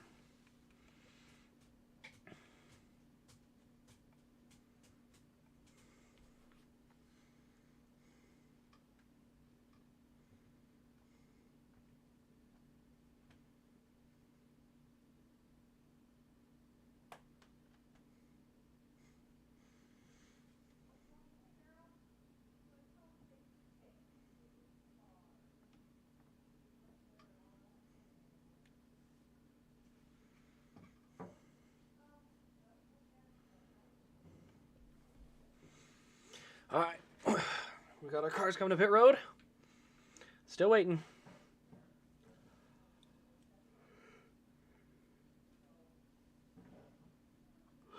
I hate to disappoint you there, Clyde Ritter, but I don't even know where Harvick's run. 23rd. Harvick ain't winning today.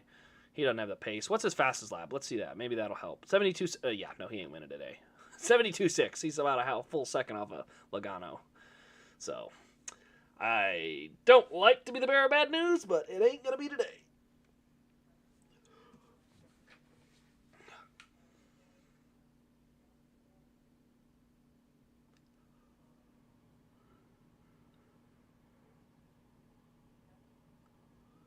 Oh, those are paperweights. They're NBC logos. If you see them, they're talking.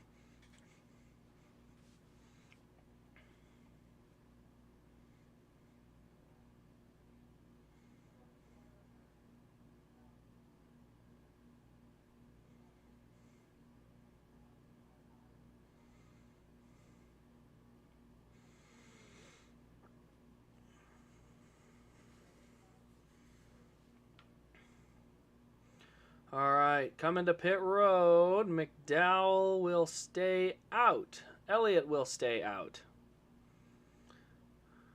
Ty Dillon in. Custer in. Not a lot of takers, though. So flipping the stage doesn't appear to be a very viable option. Apparently there are a lot of people trying to push the limits on this one.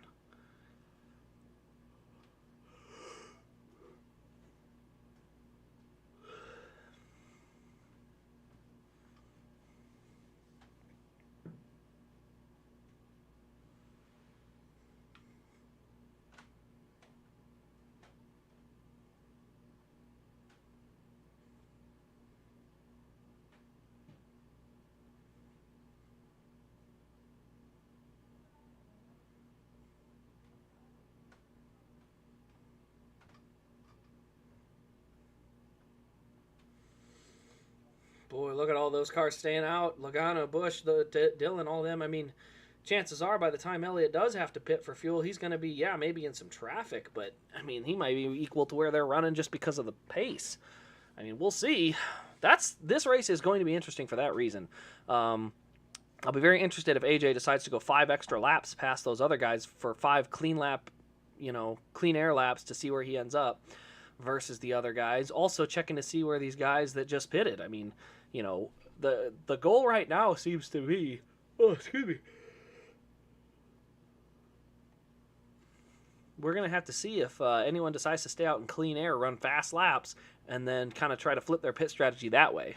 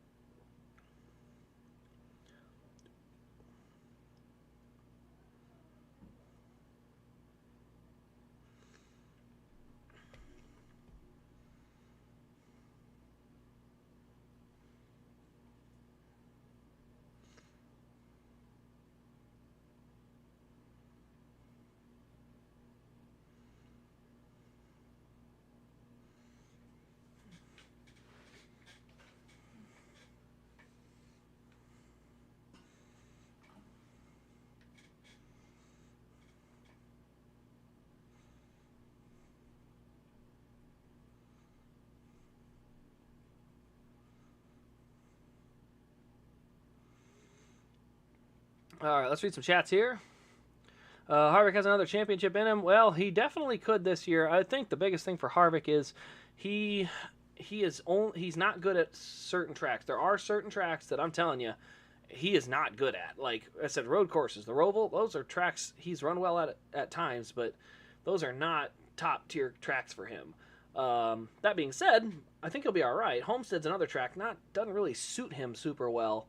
And so those are the types of tracks we got to be ready for, because in order to get to the Final Four, you got to get good there. Now, if he gets into the Final Four, I think there's a way better shot.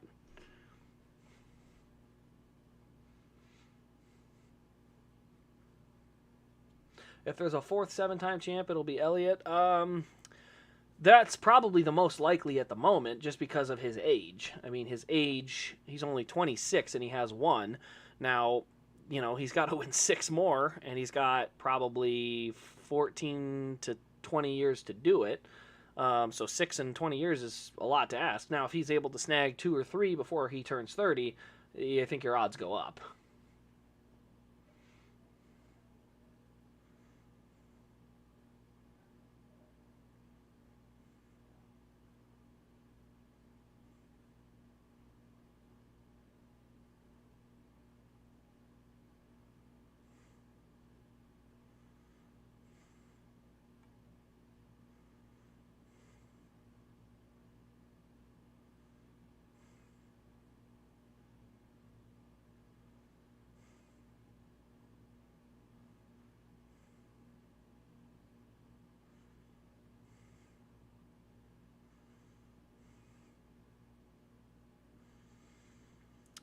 That's a good story about that picker member for McDowell. Oh, good job. Good job getting rid of that.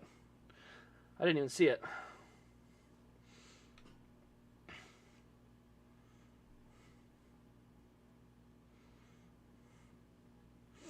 All right, now let's see how far back are Logano and Bush, because they may take a short stop. Oh boy, yeah, they could potentially use a short stop. I think did Kyle Busch speed on pit road? Yeah, he did.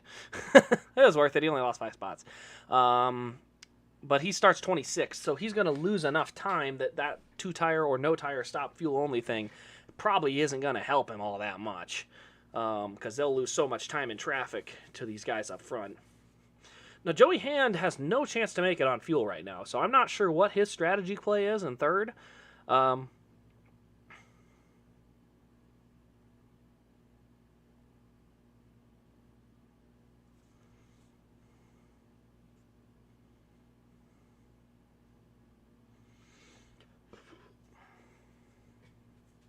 Allmendinger in 7th. That's the car I'm looking at as the next guy from those front 2 that could win this race.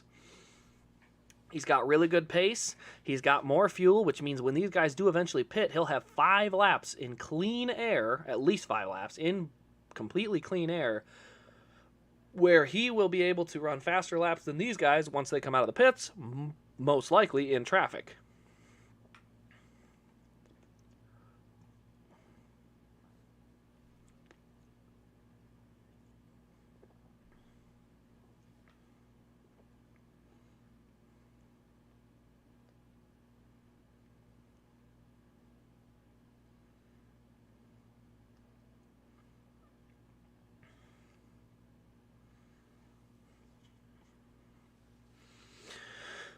All right, guys, final stage is coming to the green. McDowell, your leader. Elliott second, Joey Hand, Chris Buescher, Kyle Larson. All right, we got him going 3, 4 wide. Oh, boy, let's see how that works out. Cindric is in the grass. What are you doing, dude? Is he going to gain spots? No way. He ain't going to gain spots.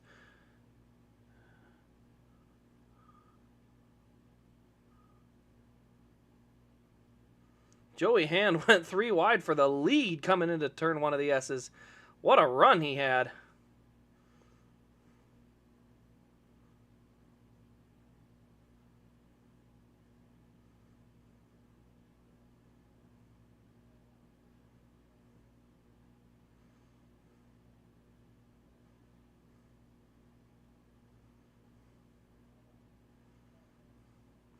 All right. Oh, Dylan is in the grass, but he's stuck. Oh, the 91 in the wall. All right, the 3 is going.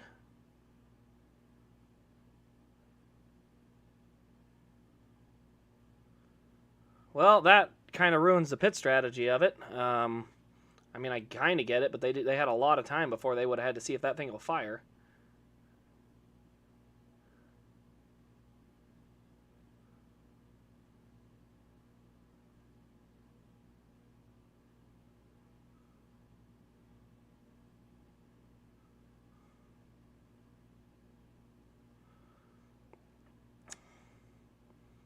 Yeah, it looks like that's... Yep, window net is down on Kimi Räikkönen's car. So good run today. Ran in the top 10 at different points. Let's see what happened here. Looks like Chastain just missed the bus stop and dumped Dylan. So classic Chastain, I guess. I don't understand that. Can't understand how... I mean, at some point, you just got to stop running into people, right? Yeah, that's him. So Räikkönen gets turned... Oh, he hits the turtle. Jumps a tire, and then boom, right into the wall, the tire barrier. Okay, so it peeled the whole tire barrier open. Yeah, they're going to have to fix the tire barrier there first. So chances are that will all but remove fuel strategy from this run. Guys like Elliott, McDowell, Joey Hand, a little less likely. He still has to save a lot.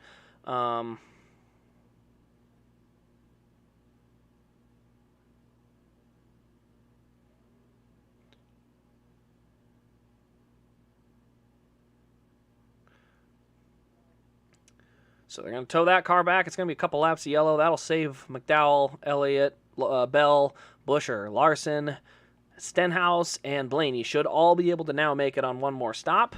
The only guy that is still a question mark is Joey Hand, who almost got the lead on that restart. So Joey Hand up there making some noise, almost getting to the lead in that 15 car. So impressive there, but unfortunately, the end of the day for the 91 will be good fuel for these guys up front, but bad just for, unfortunately, a tough end to honestly what was a pretty impressive run.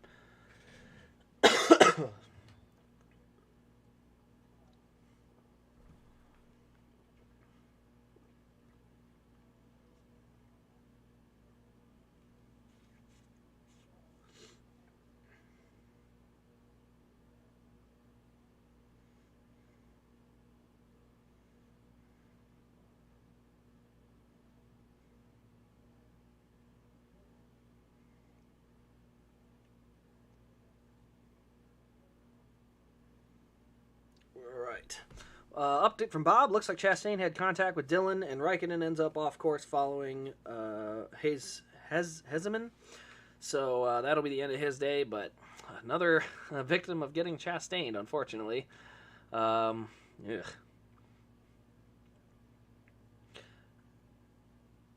Elliott would be the next 7-time champ. Honestly, like I said, it's possible. And the only reason I say that is he's run so well in the playoffs. He does remind me of Jimmy Johnson. You look at Jimmy Johnson in the playoffs, it's like all of a sudden they have a whole nother level of competitiveness. And that's the same for Elliott. He made the round of 8 in 2018 when Hendrick was not that great. 2017 he made the round of 8. They didn't seem very good then. He almost made the round of championship race. Like Hendrick has a thing where they just come alive in the playoffs. We'll see if that happens again this year, but it seems like for some reason these guys come alive in the playoffs, and he's been one of those guys that just by the playoff time he gets faster. I mean, he's won close to half his races in the final 10, so he's definitely faster in those final 10 races. So he's definitely the most Jimmy Johnson-esque driver at the moment, the one that, like I said, when playoff comes around they elevate and get up, they jump up a notch even higher. So we'll see over the course of time, but that just seems like that's the most likely of the current full-time drivers. Yeah, we don't talk about 2019. 2019 was just like, I mean, he got to the round of 8, but then he had what did he have? A blown motor, or he had a bad axle issue at Texas, and a blown in, no, the axle was at Martinsville. Something else was at Dover, but I mean, it was all 3 parts of that round. It was issue. No, it was Phoenix. He had a flat tire that just wrecked him while running in the top 5. Like, tire just let go. And then, as I said, the Martinsville incident was he had the axle problem, and he had a great car that day too. He had started in the back, drove all the way to the top 5, and then an axle broke. It's like, well, if you can drive from last to 5th in the first stage, I think you got a race-winning car. And by the next season, in 2020, he did have a race-winning car, so that was just one of them years where you're like, geez.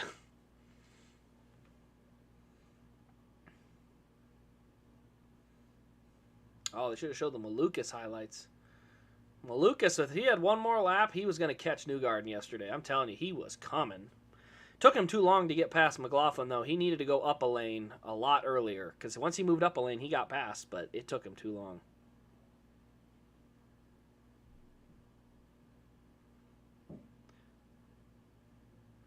Yeah, I think at Dover it was something else. It was early too. I think it was like 10 laps into the race.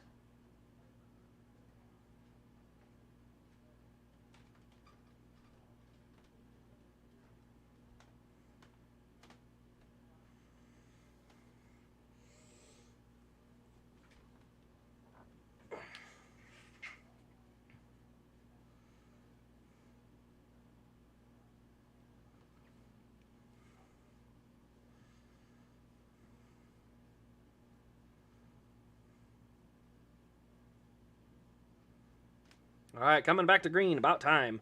So I got the tire barrier fixed. Going to be same order as before. Bell now up into the 4th position. So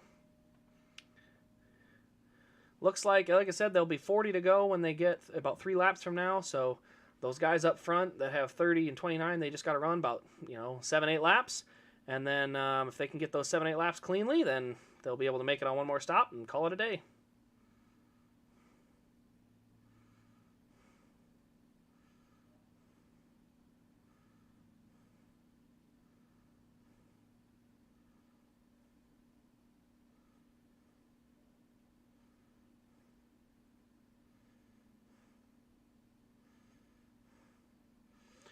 All right, up through the S's. Bell has made his way to third. Bell could be a sleeper here.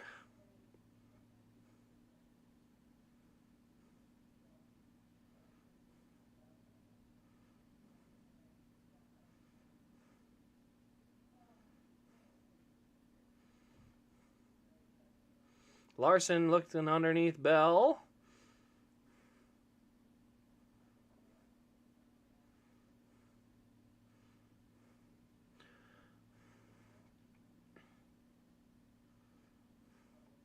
So the 5 gets back by Larson up into third.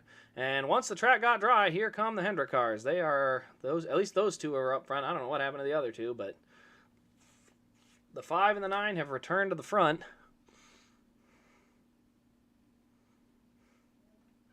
Allmendinger up to 7th. He's the other guy I was watching. I think he's got the ability to go a little longer on the fuel. So depends on how much they can stretch it out here in the next 5 to 10 laps.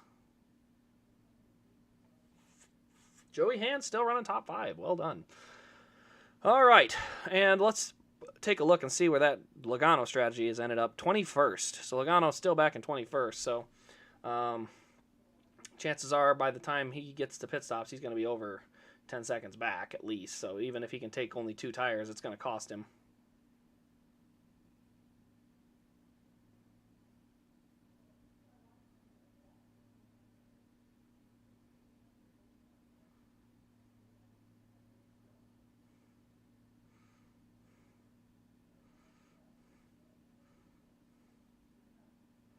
Oh, clear. Elliott clear for the lead. Now he can just work on setting sail, trying to lead and save some fuel till the pit strategy comes around. Now it's lap 49, lap 50 coming as they get to the line. So once they hit lap number 50, that's 40 to go. Now they said about 35 laps is what they could expect. So he's got to go at least 5 more, but if he wants to save, he could probably go another 6 laps just to make sure they're well within the window.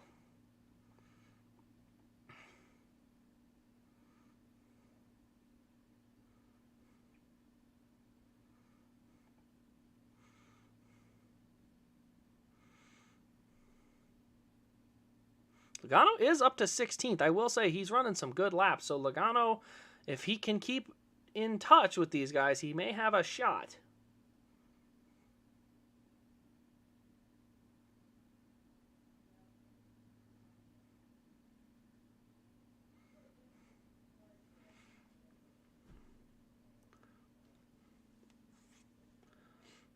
The axle was Martinsville? It may have been an axle at both. I could have swore it was a motor at Dover, though.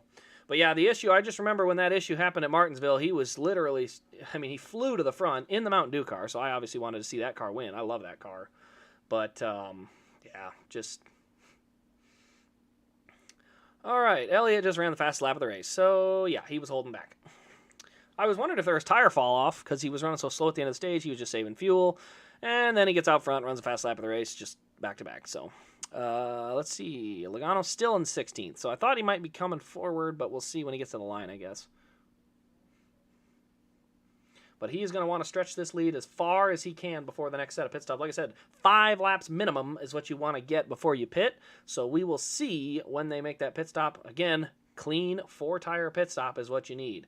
You can, you don't need to be perfect. You want it to be a good 11-second stop, but if you take 13 seconds, that's okay. You can lose a couple seconds. You can't have a disastrous stop. You can't go into pit road and have a 25-second stop. That's going to end your race, But if he goes in there, and even if he has a 13, 14-second stop, losing 2.5, 3 seconds, he can you can be in the race, but you gotta hit the marks at least good enough. Yeah, they did run a terrible package that year. But, you got to remember, Byron almost won that race. And Byron was not the best Hendrick car that year or that day. So, that's what makes me think that he had a shot to win the race because, he would have had a shot to go after Truex. But it was a bad package. There's no doubt about that.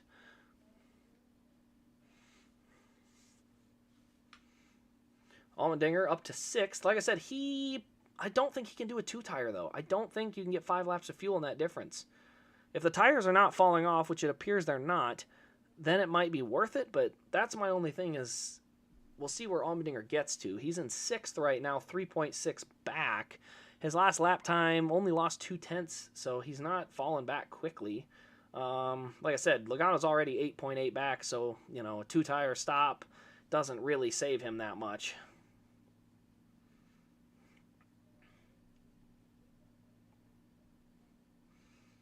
Man, Joey Hand in 5th place. Look at him go, and he's not falling back. He's going after Christopher Bell. Like, I'm telling you, Joey Hand, that's a guy that if you're a team that's looking to build, man, how do you not look at that car and say, you know what, this guy could get us in the playoffs. He could win a road course once in a while. Like, we'll put him on, he'll learn the oval stuff, but for now, let's just let him try to go win those road courses.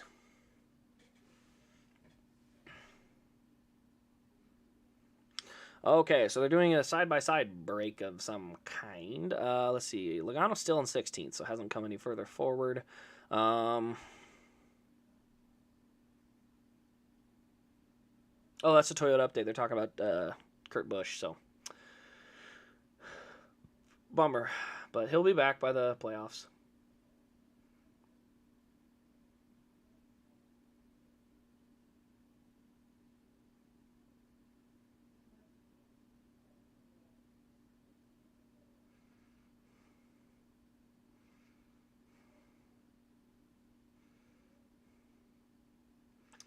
All right, so let's see if we look at that running order one more time. Like I said, the guy best on fuel, AJ Allmendinger, in the top 10. But then you got to go back quite a ways to Joey Logano in 16th.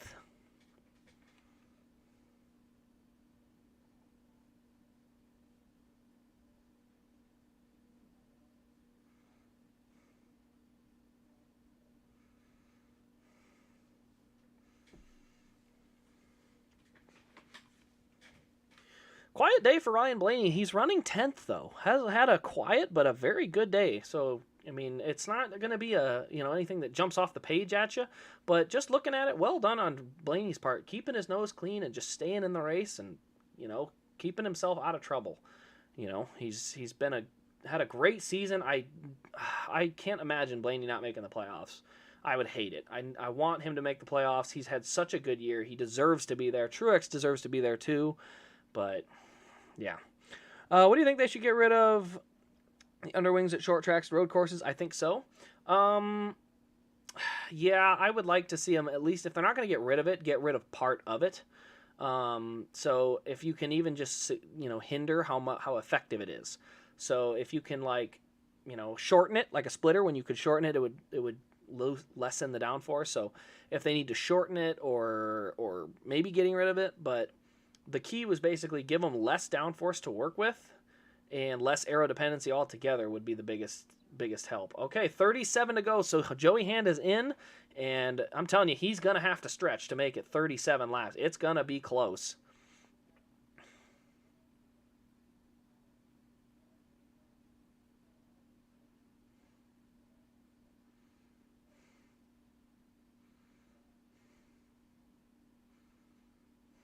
So yeah, right now the points gap as they showed on TV, 39 points between Blaney and Truex. That's enough that by next weekend, if he can just stay clean in the first 2 stages and see where he ends up on points compared to Truex, he can go race in stage 3 just for the win. He won't have to worry about points. If he can put enough gap on there, he'll have a good shot to make it. So a lot of guys coming in for their final set of pit stops. A lot of Fords coming in with 36 to go. I feel like right now, this is your time to try and at least get 2 more laps if you can. I could be wrong, but I think you'd want to have an extra lap or 2 just in case. But I guess maybe they're just trying to get out of the traffic. So we'll see. Elliott is coming out of the final corner now. We'll see if he pits or if he goes one more. It looks like he's going one more. That pace is good. So yeah, he's going to go one more lap. Let's see here. A couple more have peeled off. Now, the last thing any of these leaders want is a caution because all the Fords have come in. They obviously think they got enough fuel to make it the rest of the way.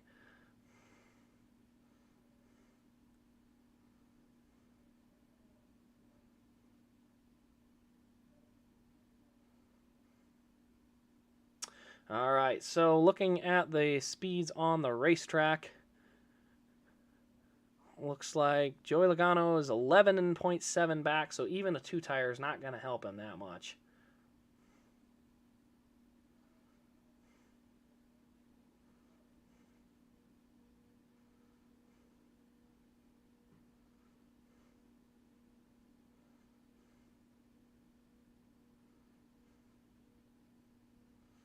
So it's 35 to go now. I still think you'd want an extra lap or two if you can get it. All right, Larson and McDowell are now coming in. So, like I said, the fuel window is 35 on green, so I feel like you want to get a lap or two if you can, just in case there's a green-white checker. I mean, yeah, you can save enough fuel to maybe get through the green-white, but if there's more than one, you are hosed, man.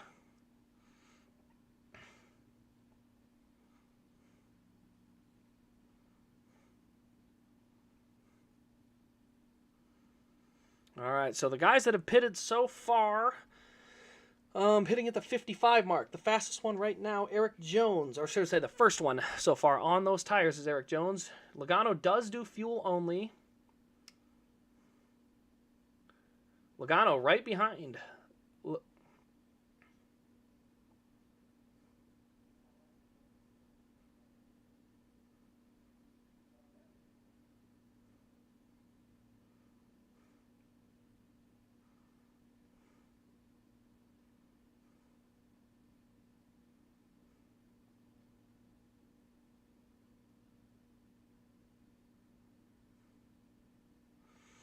All right, so showing the replay. Let's see. Elliott, no, he's going to run an extra lap. Boy, this is butterfly time. Any caution comes out right now, and his day is done. So Elliott, next time by, 33, he will be good on a green-white checker. He'll be able to save.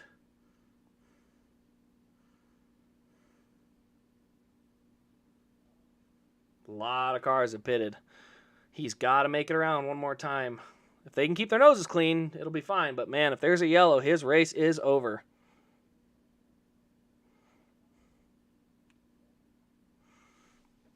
Harvick fastest with tires? I don't know about that. Let me see. Where's Kevin Harvick? Where's Kevin? I actually can't find him.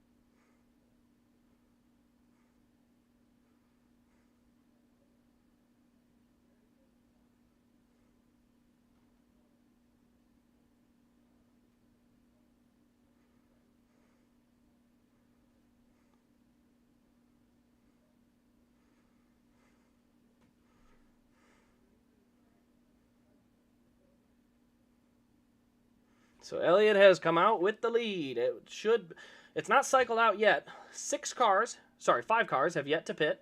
Custer, Cindric, LaJoy, Dillon, and Rockefeller. Now, let's look at their pit lap.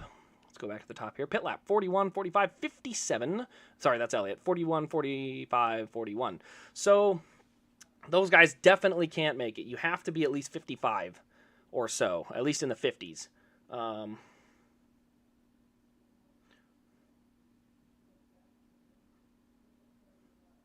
So it looks like it'll be a Larson-Elliott battle, very reminiscent of last year, just opposite roles. Gotta say, McDowell has had an impressive run. Kyle Busch, he's up to fourth. Well, what will be fourth once these guys pit around.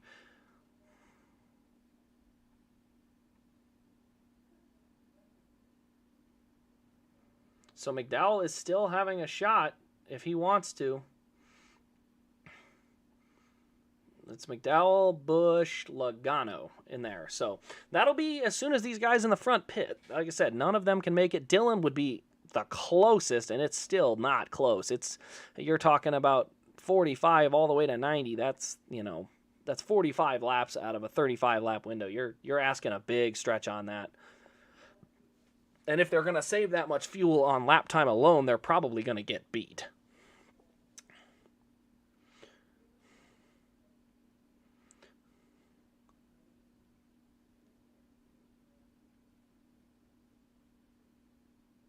Almost time for Betty Bye time. Yeah, that's me. I record a lot of my videos really late before I just head off, so that's why I yawn so much. I mean, I'm working all day and everything, and then I try to knock those out at night until I just can't anymore, so.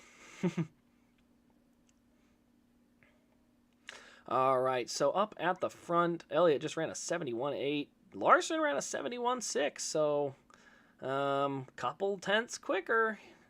He's got 29 laps to go get him.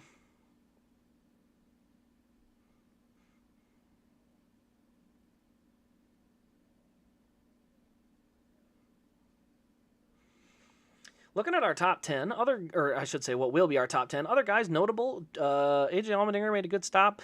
Truex got back up there somehow. I'm not even sure how, but he has passed Ryan Blaney again. So Blaney, I'm not sure what happened, but he is all the way down to 23rd.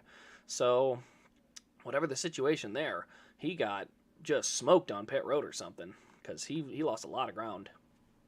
So Custer remains out front. It looks like he's just going to try and run this thing until the fuel is empty, but at the lap they're at now, he can go another, 15, 30, 20 laps.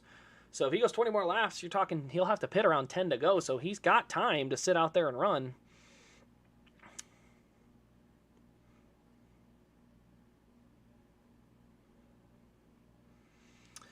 Cindric running in second. Well, currently in second. Like I said, after you pit, he'll come out somewhere in the 16, 17 bracket. But the other thing for these guys, too, is they are running in very clean traffic. This is a good time for Custer and LaJoy, and I think Cindric just pitted. But these guys can just sit there and run their clean air laps and try to just run away with it. And this is a perfect time for them to have a shot to do that because you got nothing else around you. Run clean laps while they sit there in battle, and you can, cut that difference off. It does not appear tires make a huge difference so far, though, unfortunately.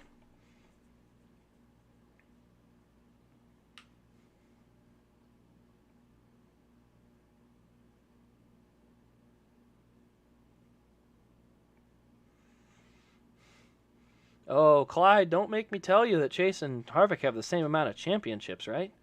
Don't make me tell you that. To be fair, Harvick has been utterly screwed by the playoff system. He'd be a 3 or 4-time champ. But that being said, they're still equal in the championships. So, I mean, he's already close to 20 wins, and he's only 26. I think Harvick took about not twice that time. He took a little longer to get there. Once he got with Childers, he was really good, though. Because once he got with Childers, they started winning a lot more.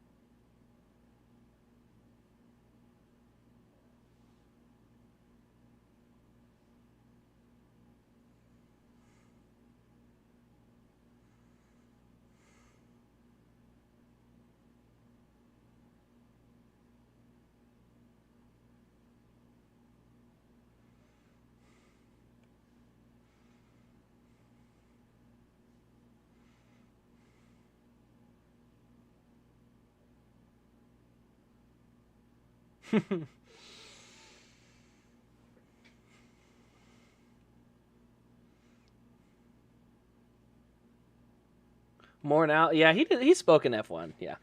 I don't think Kimi is going to run another race. I think this was kind of a one-time thing for him to try.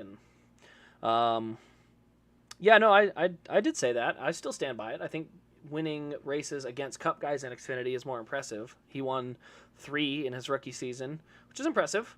But you know how much more impressive it would be if, like, when Bell won 8, if he was doing it against Cup guys that whole time. But instead, it was against Xfinity. So it's like your competition level is just less. It doesn't count the same. There's a reason 100 Xfinity wins for Kyle Busch isn't really impressive for a lot of people. I mean, it is really impressive. Let's not be. Hey, Rick Allen said Christopher Buescher. Earnhardt Jr. wins. All right, let's see here. Wow, Elliott and Larson are laying down personal bests right now. They are both absolutely hammered down. They have left Michael McDowell. I mean, McDowell is now 4.5 seconds back. Busch, all those other guys. I mean, they're running 71.6s for a record, Joey Logano's running a 72.5. They're gaining a second a lap on him. And nobody else is anywhere close to that torrid pace. I mean, 71.6 is untouchable. So they are running some really quick laps. Oh, we had an issue, and Chastain is there. Oh, no.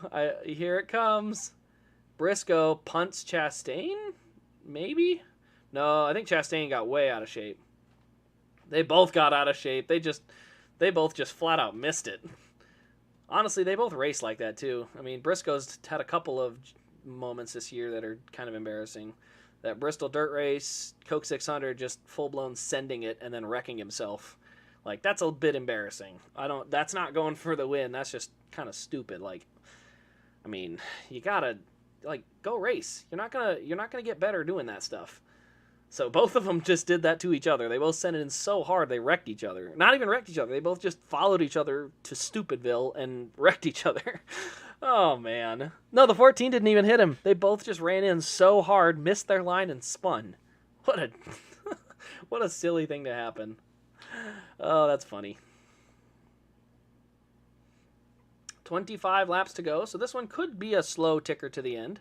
Looking at the deltas here, so here's your delta. Not a lot of people close together. I mean, you've got, between these two, 11 seconds, but here's the gap. You got 2 seconds, 2.3 to Elliott, 4.9 to Larson, 1.8, 0.4, so Logano and Busch could have a battle. Allmendinger, he's coming, he'll battle him. Half a second, 2.6, 7 tenths, 2.3, so everyone's kind of spaced out. So this would be the time of the race where we probably won't see as many incidents going to the end, but, I mean, they still got to run all 25 laps to get there.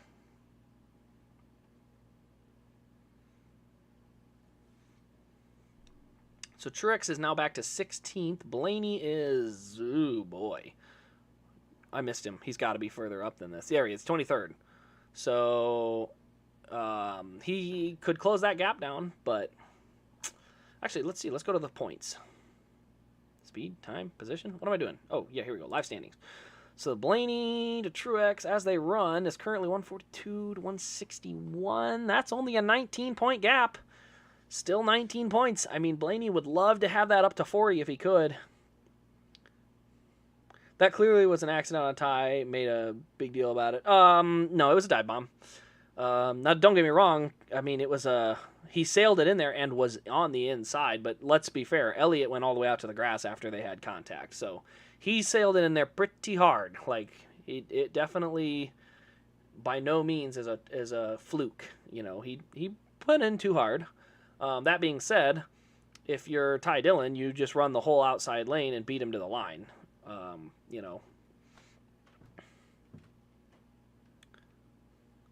No, the new car is supposed to handle good at road courses. It doesn't put on great road course racing. I mean, to be fair, guys, you got to remember the only thing that made last year's Watkins Glen race interesting.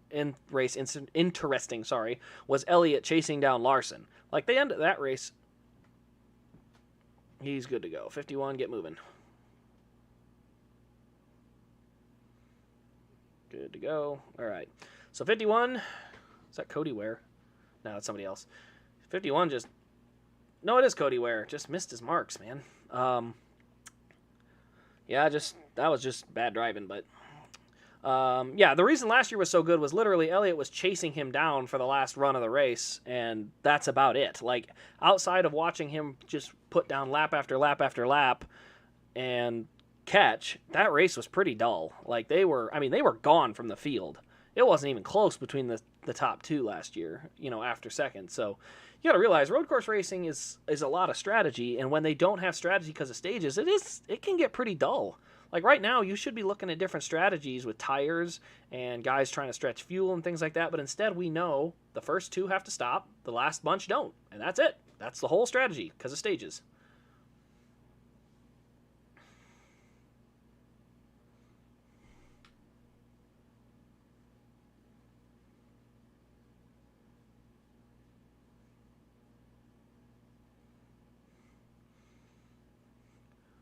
.46. They've already gone 20 laps, so they can go another 10. The only benefit is if the tires fall off, which I will say Elliott ran at 72.4 last lap. So if his tires are falling off, it could also be he got caught in a little bit of that traffic around Cody Ware.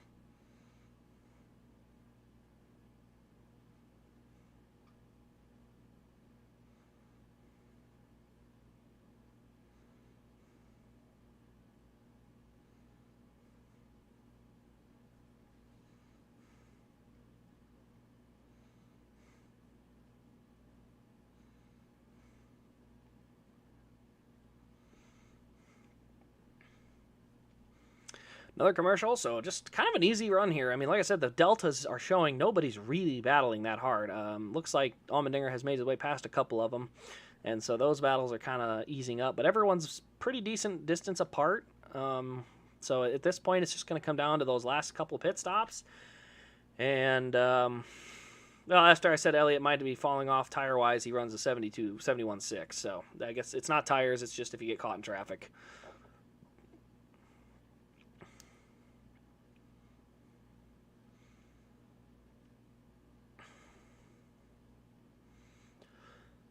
The only thing that could become a factor here is if, God, NBC, zoom out. You're zoomed in so close, you can't even see the car. He zoomed in so close to Dylan's front wheel. It's like you couldn't see anything.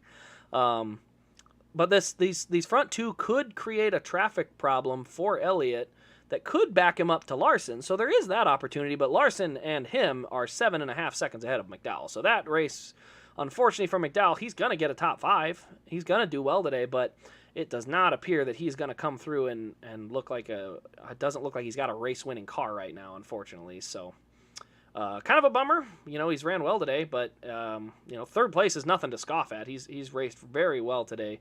So great run for McDowell. Just it's not going to turn into a win unless we get a caution and some chaos.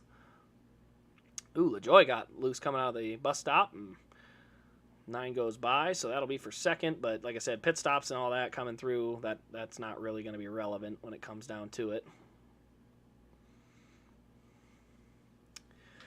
All right, so watching that, 72.1 to 71.6. So Larson's only 2.5 back, so he's closing that gap down a little bit.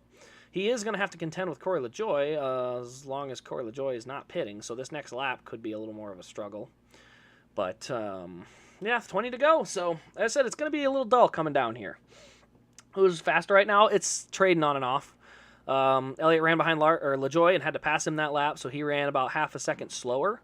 But now this lap, Larson's going to have to pass LaJoie. So, we'll see, because that's kind of he'll gain half a second. And then this lap, when he has to pass LaJoie, maybe he'll another half second back the other direction. We'll see. I mean, but it's just traffic we're messing with right now.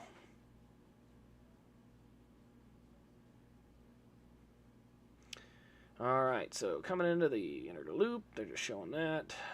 Dylan can go about another 10 laps. Not sure what the benefit to the next 10 laps are going to be for Dylan, but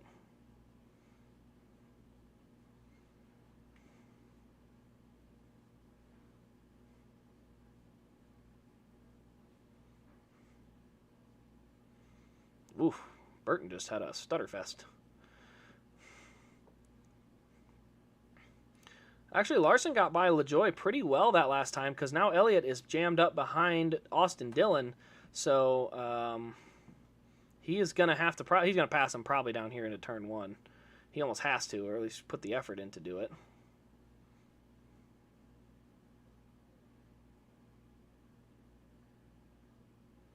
Little loose, but Larson's coming, so he's going to have to get by Dillon because he's losing ground to Larson. Larson is down to only 1 second back.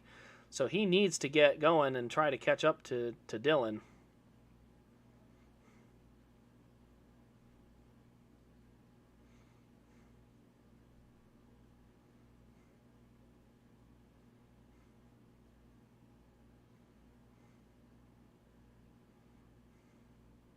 All right, yep, there he goes, inside of the carousel. But Larson not going to be able to follow. I didn't know. I thought Larson might be able to follow him through. It looks like Larson's going to make it real easy, though. He's going to get right past Dillon, so down to half a second. Like I said, lap traffic could be a factor here. With the way that the arrow push comes into play, lap traffic could cost somebody this race.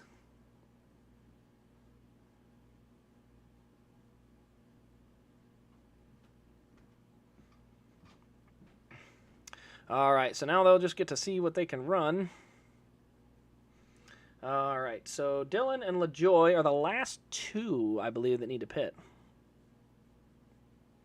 Like I said, they are gone from Michael McDowell, though. I mean, they have ditched him. So the only thing would be if a yellow comes out, if McDowell is saving his tires, he might have a shot there, but that'd be about it.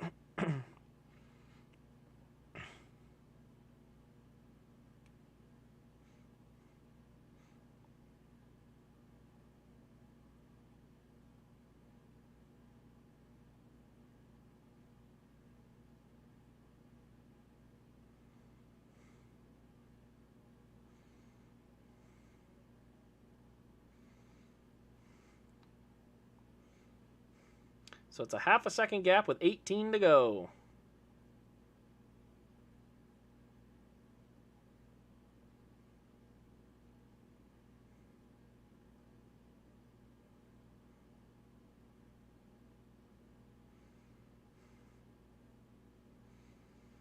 So yeah, they're running pretty even. Oh, good lord! They both just laid down absolute flyer laps. They are both putting down really, really fast laps.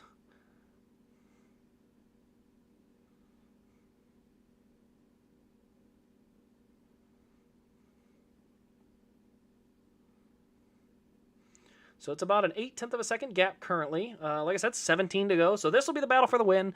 Doesn't look like anyone else is going to get anywhere close.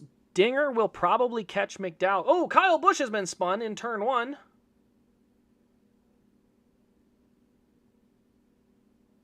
Oh, man. Kyle Busch is losing spots. What a bummer. He had a good run going. I'm kind of curious what happened there. Looks like he was chasing Logano down into the corner and, oh, just hopped the curve. That curb hop really upset the car. Oh, even hit the guardrail there. He may have to pit for toe damage. Man, another run of Kyle Busch's. He's running in the top 10 and poof. Kiss all that goodbye. So another bad day for Kyle Busch. No yellow. No, that's just a single car spin. He was way out of the racing line, so they're not gonna throw a yellow, especially if they're out of the racing line like that.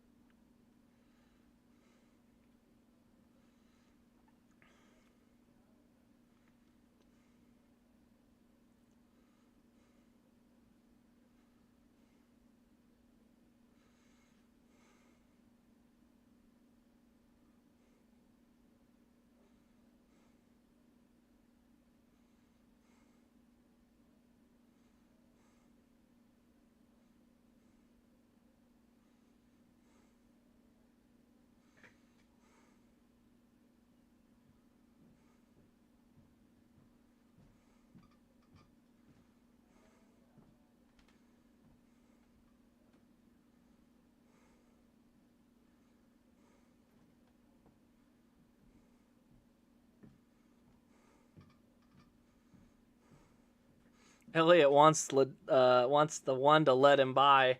I doubt that's going to happen. I mean, that would be a good way to earn some goodwill coming to the playoffs, but I just don't see that happening. Gap is up to 2 seconds, by the way.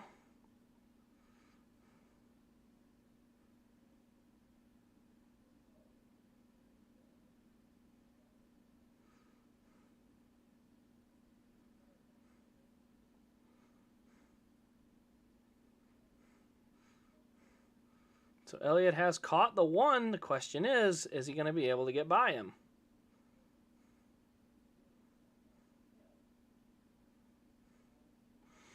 All right, so the gap is currently about 2 seconds, but Elliott is going to have to contend with that one car. Man, what happened to Joey Hand? He's back to 16th. He was running so well. I guess he's still got to make it, though. Ooh, nice emoji, Nilo. let's see. What do I think of will the 9 or 5 win? I'm going to put my money on the 9 right now because even in clean traffic, it seems like he's got the better car.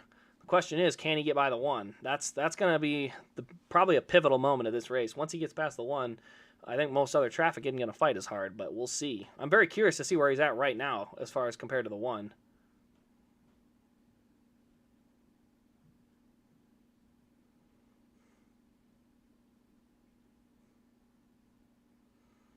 So where is the 9? I'm curious. Did he get past him yet? That's a big deal. I want to see where they're at. Oh, no, the ticker just had a spasm. 72.4 to a 71.9. So he's half a second faster a lap. He should be able to get by him here somewhere. But I can't see, and he's not losing ground to Larson, so I think he got by him. That'd be the only thing I'm curious about here. Harvick's got a couple spots there he could potentially gain, so I thought he was going to finish way worse. I'll give you that there, Clyde. I thought he was going to finish outside top 20, but looks like he's going to get himself a top 15. Dylan's finally in, so that will cycle the pit strategy all the way back. And I said, doesn't look like tires mean a ton. So I said, I'm very curious. Let's see, actually, what was the last lap time of Ross Chastain? 72.2, 72.2. So I think Elliott's still stuck behind him.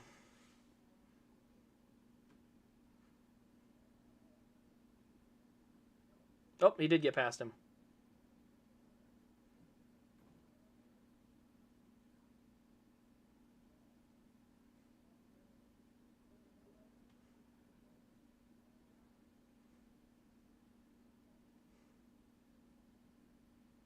Oof, that's a nasty run for the... He's going to come out 25th. Well, it was nice to lead while you could.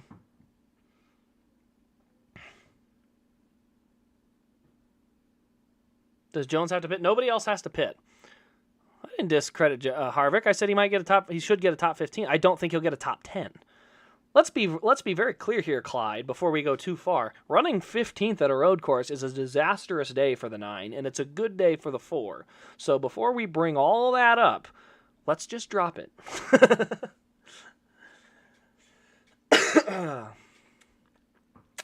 Beaten so fast. Yeah, you got 12 more laps of it, so get that Fitbit out.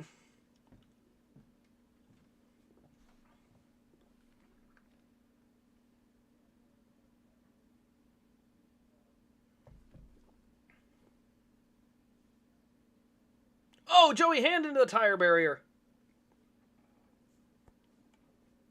Oh, caution is out. I mean, I guess there's a wall contact, but... Oh, boy. Why do I feel like it's going to be an absolute crap show from here on out?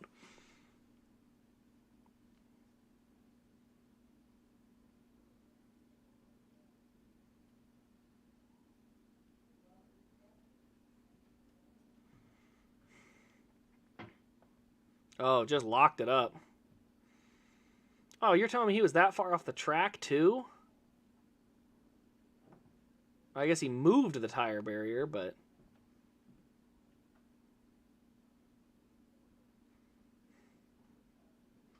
Dang, he had a good run going. It's a bummer, too, because he got going right away, so they were going to be able to finish that out. So, all right, well, I guess we're going to re-rack them. And now we have guys like Tyler Reddick and AJ Allmendinger that could be in the fight for this.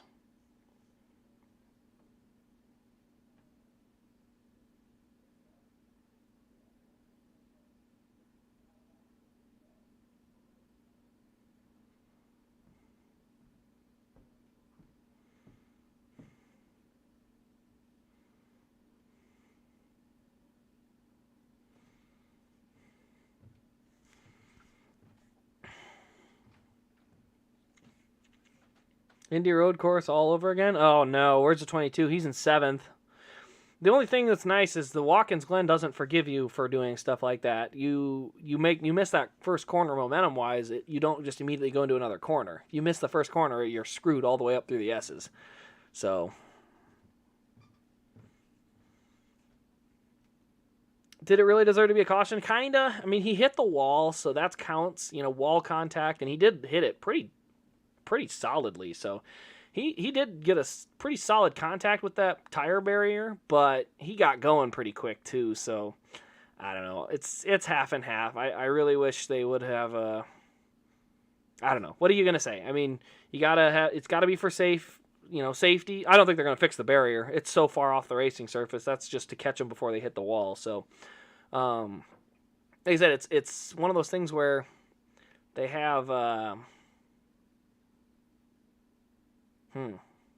Yeah, they have. They definitely have no ability to. They're not gonna pit. There's no way they're gonna do that. So,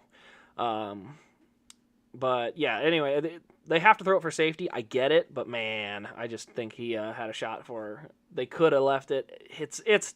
I understand it. It's totally justified. So it'd be justified either way. He got going pretty quick, so you could say like, oh, they didn't need to throw yellow, or they did need to throw yellow. You could justify it either way. So it's not a bad call. Elliott will get to pick. So don't give a crap about Elliott. That's fine. I'm an Elliott fan, remember? So I'm gonna talk about it.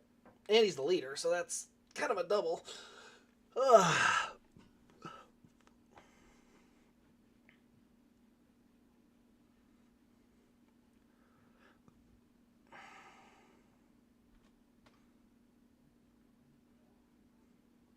Top 5 stay out. 6, 7. And a lot of staying out. I mean, Cindric pitting makes the most. That's a good idea. No, he's not going to pit either. Well, somebody come get tires. I don't know if they mean anything, but can't hurt you, right? Byron coming in. He'll be the first one. We'll see what Byron does on freshies. I don't know how well it'll do, though.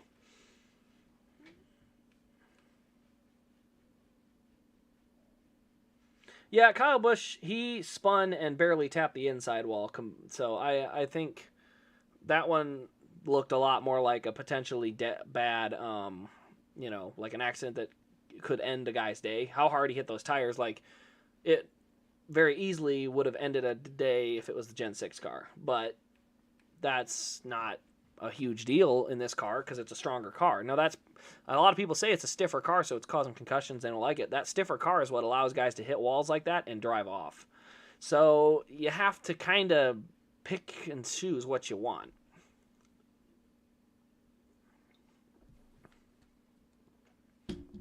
No, they do not have a choose rule, AJ, but the leader does get to choose.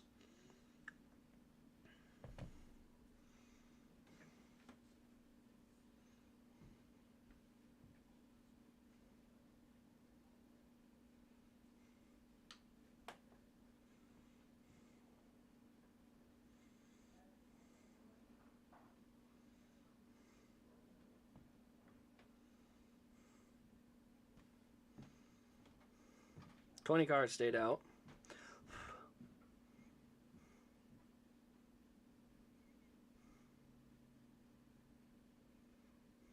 Chastain free pass. Oh boy. Oh boy.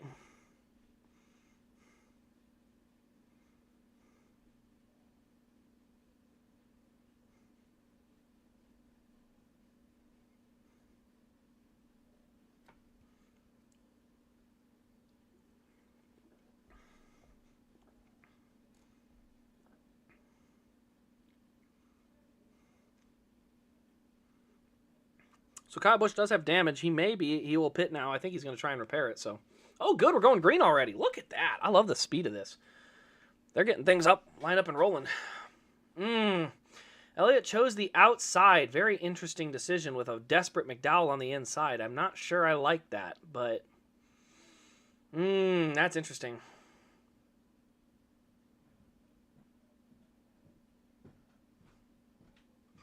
Oh boy. So Allmendinger 4th, McDowell 3rd. Who was running 3rd before? It was McDowell.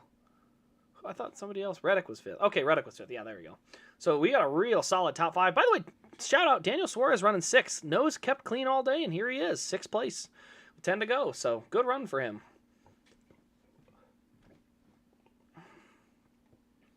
All right, coming to the green with 10 laps to go.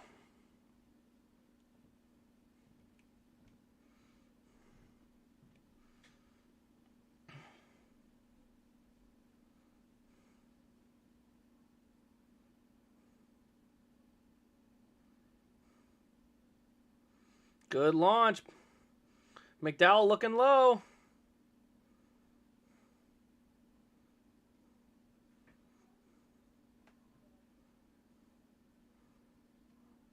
Elliott clear with the lead, but who is that up to third? Is that A.J. Allmendinger? It is. A.J. Allmendinger has found his way to third. Oh, Logano all the way up to fourth. Tyler Reddick is fifth. I hope he dumps him. It looks like he did the same thing as he did at freaking Indy. He literally just did it again. He got away with it, of course. Always gains 4 spots. It drives me nuts.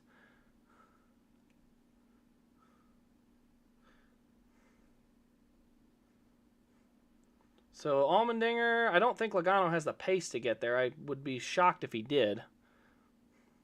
He also has older tires.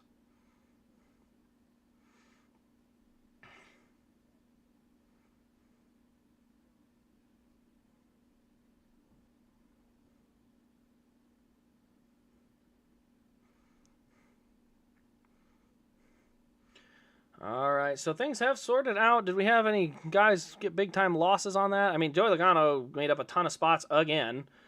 I'd like to say it's not classic, but he pushes it 3 wide in there. McDowell got shoved high, and McDowell goes back to 6th from 3rd, so kind of, I don't know. I'm not a fan of that whole punch it 3 wide. But if you get spots, oh no, the 27's in there. He's stuck. Another yellow. Yep, Indy all over again, guys. Get ready for Joey Logano to bulldoze somebody out of the way this time, because he ain't going anywhere. He's stuck. So we are going to have another yellow. Yep. It's going to be Indy all over again, guys. I'm telling you. You're going to see who's going to win this. Let's go with... Actually, Elliott starting from the lead may help him, but look at that top 10. Enjoy it now, because half of them are getting wrecked.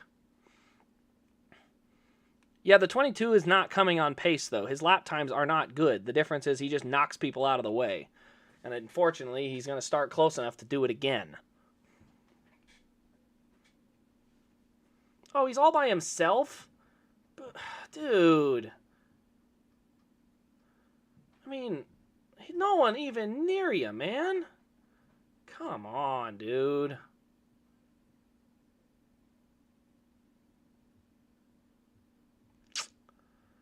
Neat.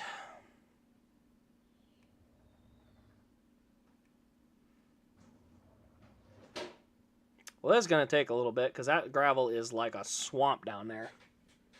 That's going to take some time to clean or get him out of there. To be fair, they have a tow cable. It could just pull him out.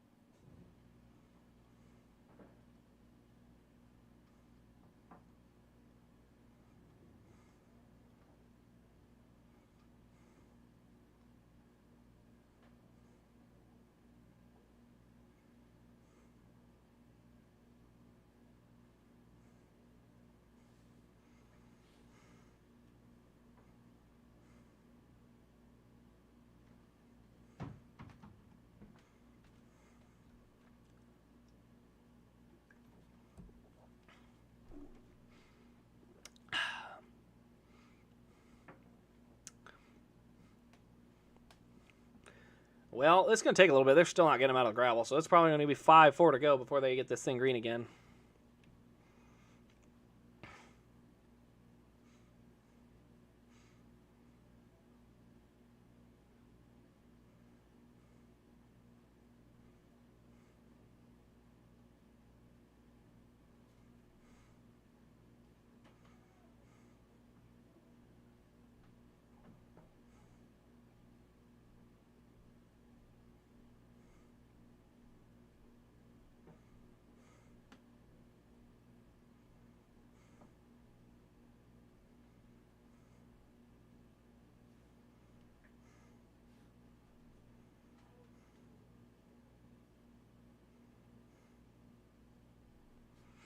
All right, let's see here. Most likely racing with 4 to go, so that sounds about right. Harvick's running 13th. Like I said, top 15. He's still going to get it. I don't know if he's going to get a top 10, though.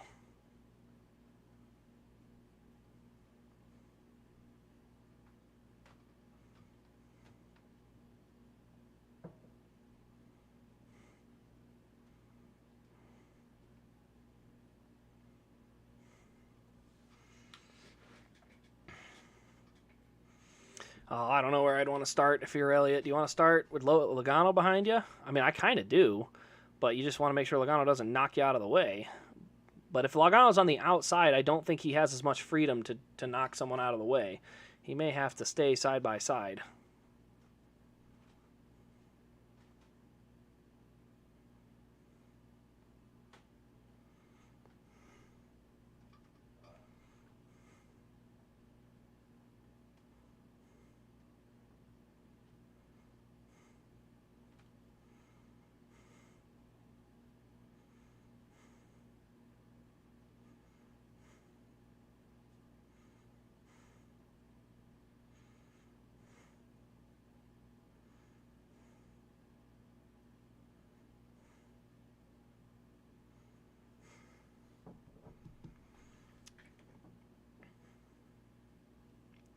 All right, well, yeah, they're still not lining up, so it's going to be another lap. Harvick ain't getting a top 10. He's got Ty Dillon and Ricky Stenhouse behind him. Denny Hamlin's recovered to 16th. I guess good for him.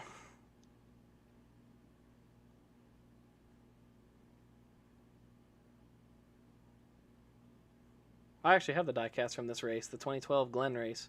What an epic race we had there.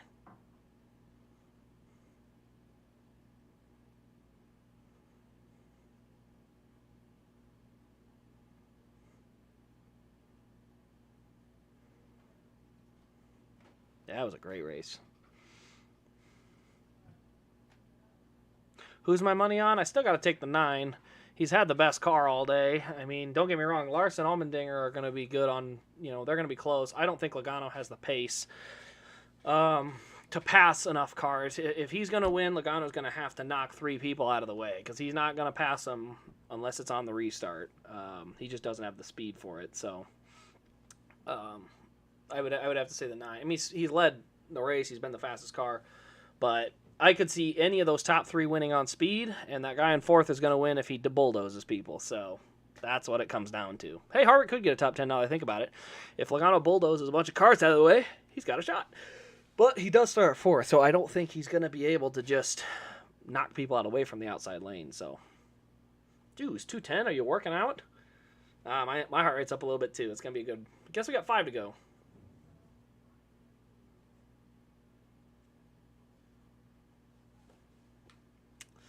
All right, guys, getting ready to go. The 5 to go. Question is this our last yellow? Someone's got to put in the chat.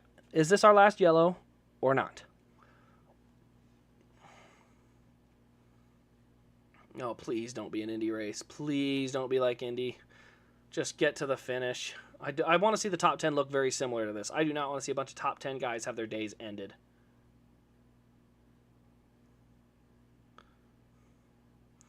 Larson got a pretty good push. Oh, Larson just cleaned him out. Yep, Larson just pretty well took advantage of it. That doesn't earn a lot of favor. I can promise you that. There's going to be a lot of pretty ticked off fans with that move. That was just straight up not even racing the guy.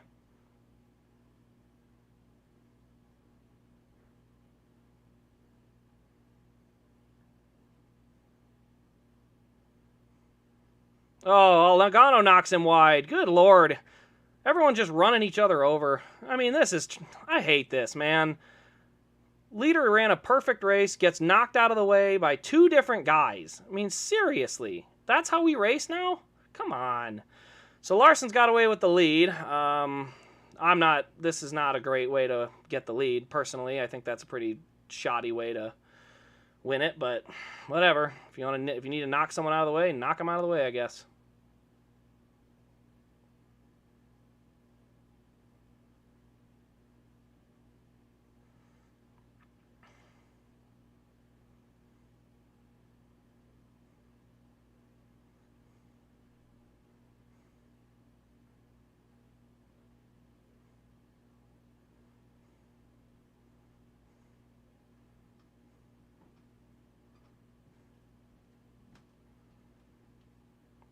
So Allmendinger's going to be pursuing tight on Larson.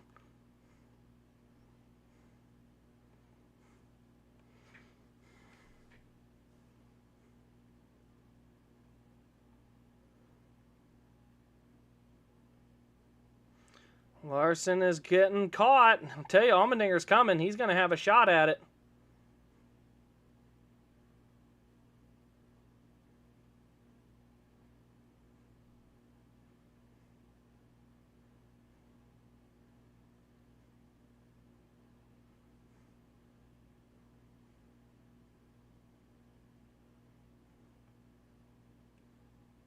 Harvick's 13th.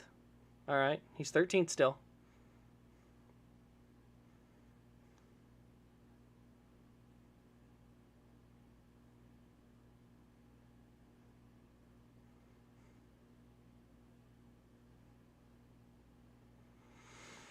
Oh, boy.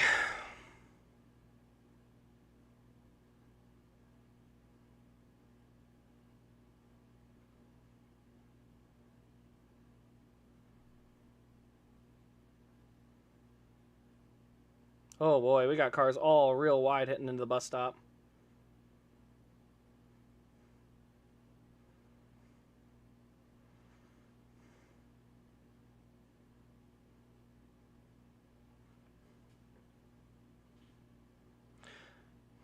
I don't know how many times Elliott's going to be able to have races where he just gets taken advantage of. I mean, that's why I do have a favoritism towards World of Outlaws. Within 10 to go, they go single file, so you don't have somebody just pull a cheap move like that and get, you know. Coming to 2 to go. It's going to be Larson and Allmendinger. Like I said, Logano doesn't have the pace. He just got there pretty much on luck. So, but, I mean, if Elliott can get back Lars to Logano, it can come down to them front two. We'll see what it ends up with.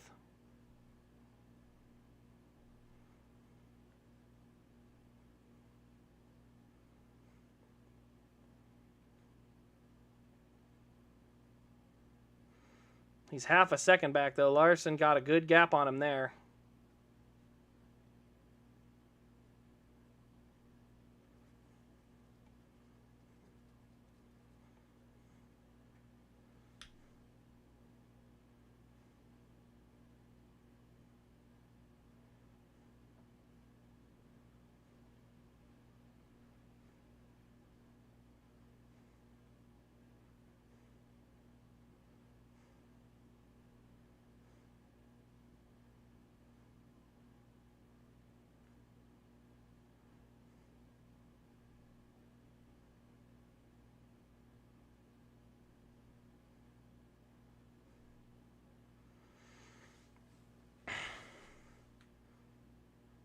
White flag for Larson. He's got a 7/10 of a second lead, but I'm not going to lie, I'm not happy with it.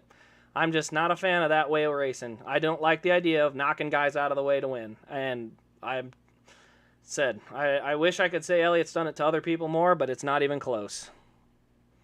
I mean, but I guess that's just how you got to race anymore. You just got to punt guys out of the way, and that's how you race. I don't know. Not a fan of it. Not a fan at all. I have a big problem with that style of racing, just knocking guys out of the way, because you don't have to worry about you don't have to pass them. You just got to knock them out of the way. So I can promisely say I probably won't get this Larson win, because this one ticks me off. Fontana ticked me off a lot too, so maybe I'll cool down. But I'm pretty ticked off, man. He's gonna sweep the weekend, but not after the way he had to do it. Oh, yeah, shut up, Burton. He's more dangerous just because he knocked a guy out of the way. Like, let's be honest about that. So, there you have it. Another race where Elliott does well, gets knocked out of the way at the end, and that's the race. It's a curse of the 9, I tell you. It happened to Kane a lot, too. Ran well, last second, boom, knocked out of the race. Like, just crap, man.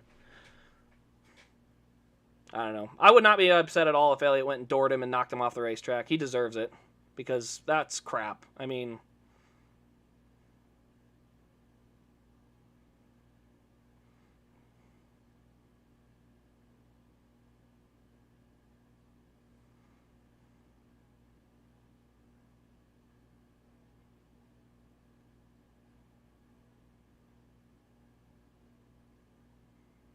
oh, at some point you got to hit your teammates back if they're going to race you like that, honestly. If they're going to race like clowns, you got to race them like a clown. Just take the inside and do the same thing back to him, because no chance to make the corner. I mean, just full-blown, no chance to make this corner. Look at this. He didn't even stay on the track even close. I mean, you can say it's not intentional, Burton, but the fact is it happened. That's what drives me nuts about it. It's like, if I'm going for the win, if I don't care if I right hook you, I tried, man. Where did Harvick finish? He finished 12th. Told you, top 15, right where I thought. I guess I was not a fan. No, I was not a fan of Earnhardt. What he did to Terry Labonte was absolutely ridiculous.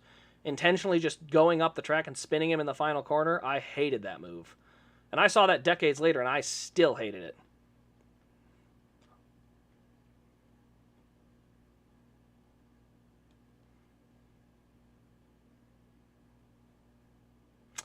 I don't know. At some point, you're going to have to hit him back, because Larson has now knocked him out of multiple races. Or not out of races, but knocked him, from the lead backwards. So at some point, you can't just let your teammates run you like that. That's what happened to Blaney. I mean, he literally got walled by Cindric at Daytona, and, I mean, his teammates don't respect him. They run all over him. You see it all the time at Daytona and Talladega. They dump Blaney out of the draft and just let him go to the back. That's what it is. I don't know. I'm just driven nuts, man. I tell you, it's frustrating when you watch a race and the leader just gets, knocked out of the way. I'm just not a fan of it. I didn't like it yesterday either. I hated what Gibbs did, because he had no angle and just drove it in there and knocked them both out. So, I'm glad it wasn't a crash. Don't get me wrong. I'm very glad that he didn't wreck him. But let's be fair here. He did not give Elliott any room to race on that restart, because he went into the outside lane by the end of the corner. So, like I said, it's another example of, you can't race guys clean anymore. Everyone there's so much to be gained by knocking into people that, I don't know, I'm just not a fan of it.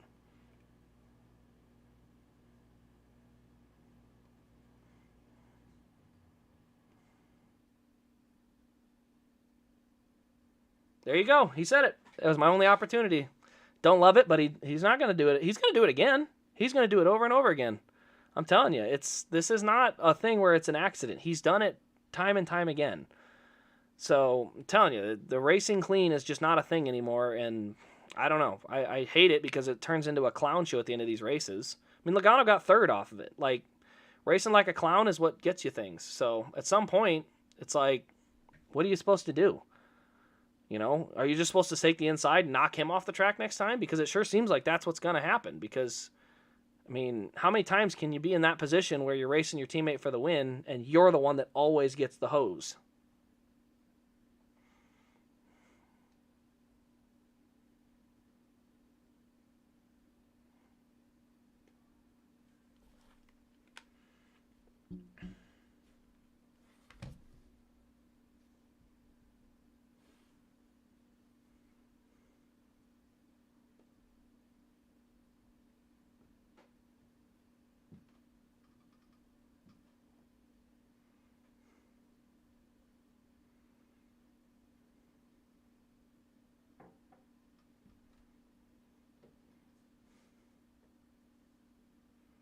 Yep, Elliott says on the radio, should have known better.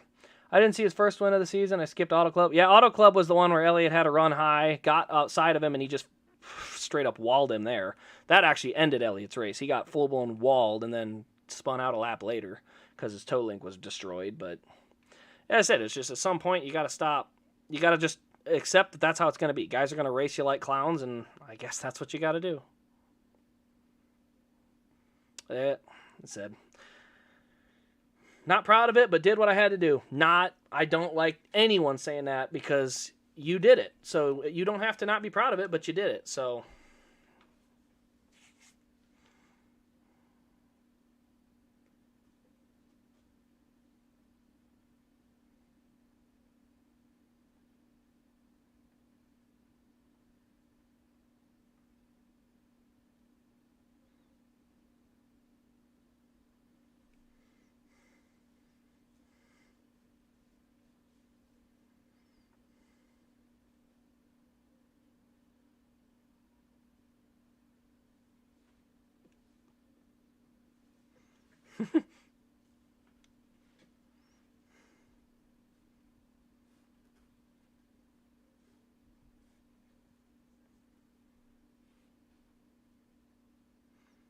I guess Elliott's going to Bristol next week, guys. He said congratulations. He's not mad, guys. He's not mad. He's perfectly fine. There's nothing wrong. He's perfectly happy. But like I said, this is something that this is a NASCAR problem as a whole. I mean, the Indy Road Course should have been a warning sign that this is how NASCAR is now, and I don't know how you fix it. You know, because you don't like people wrecking each other in the middle of the race for no reason, but that's how you get your point across. And, you know, I guarantee you next week at Daytona, not Daytona, that's too high speed, but, you know, first round of the playoff at Darlington, if he dumps Larson on the straightaway, and that's because of what he did at the Glen, I mean, message received. I don't want to spin that guy. I want to race him clean because, yeah, it is what it is. I said Logano was not even a top 5 car, and he ended up getting 3rd, so that's late race restarts. You know, you just sail it in there and knock him out of the way, and that's how you run, I guess. Worked for him, too, so. McDowell got knocked out of the way. He ends up rebounding. Still got 6, so good run, but, I mean, guys that had deserved top 5s didn't get them. I knew it was coming. So, at least a good chunk of the top 10 stayed the same. We didn't have too many guys fall out, but, like I said, not a huge fan of it, so.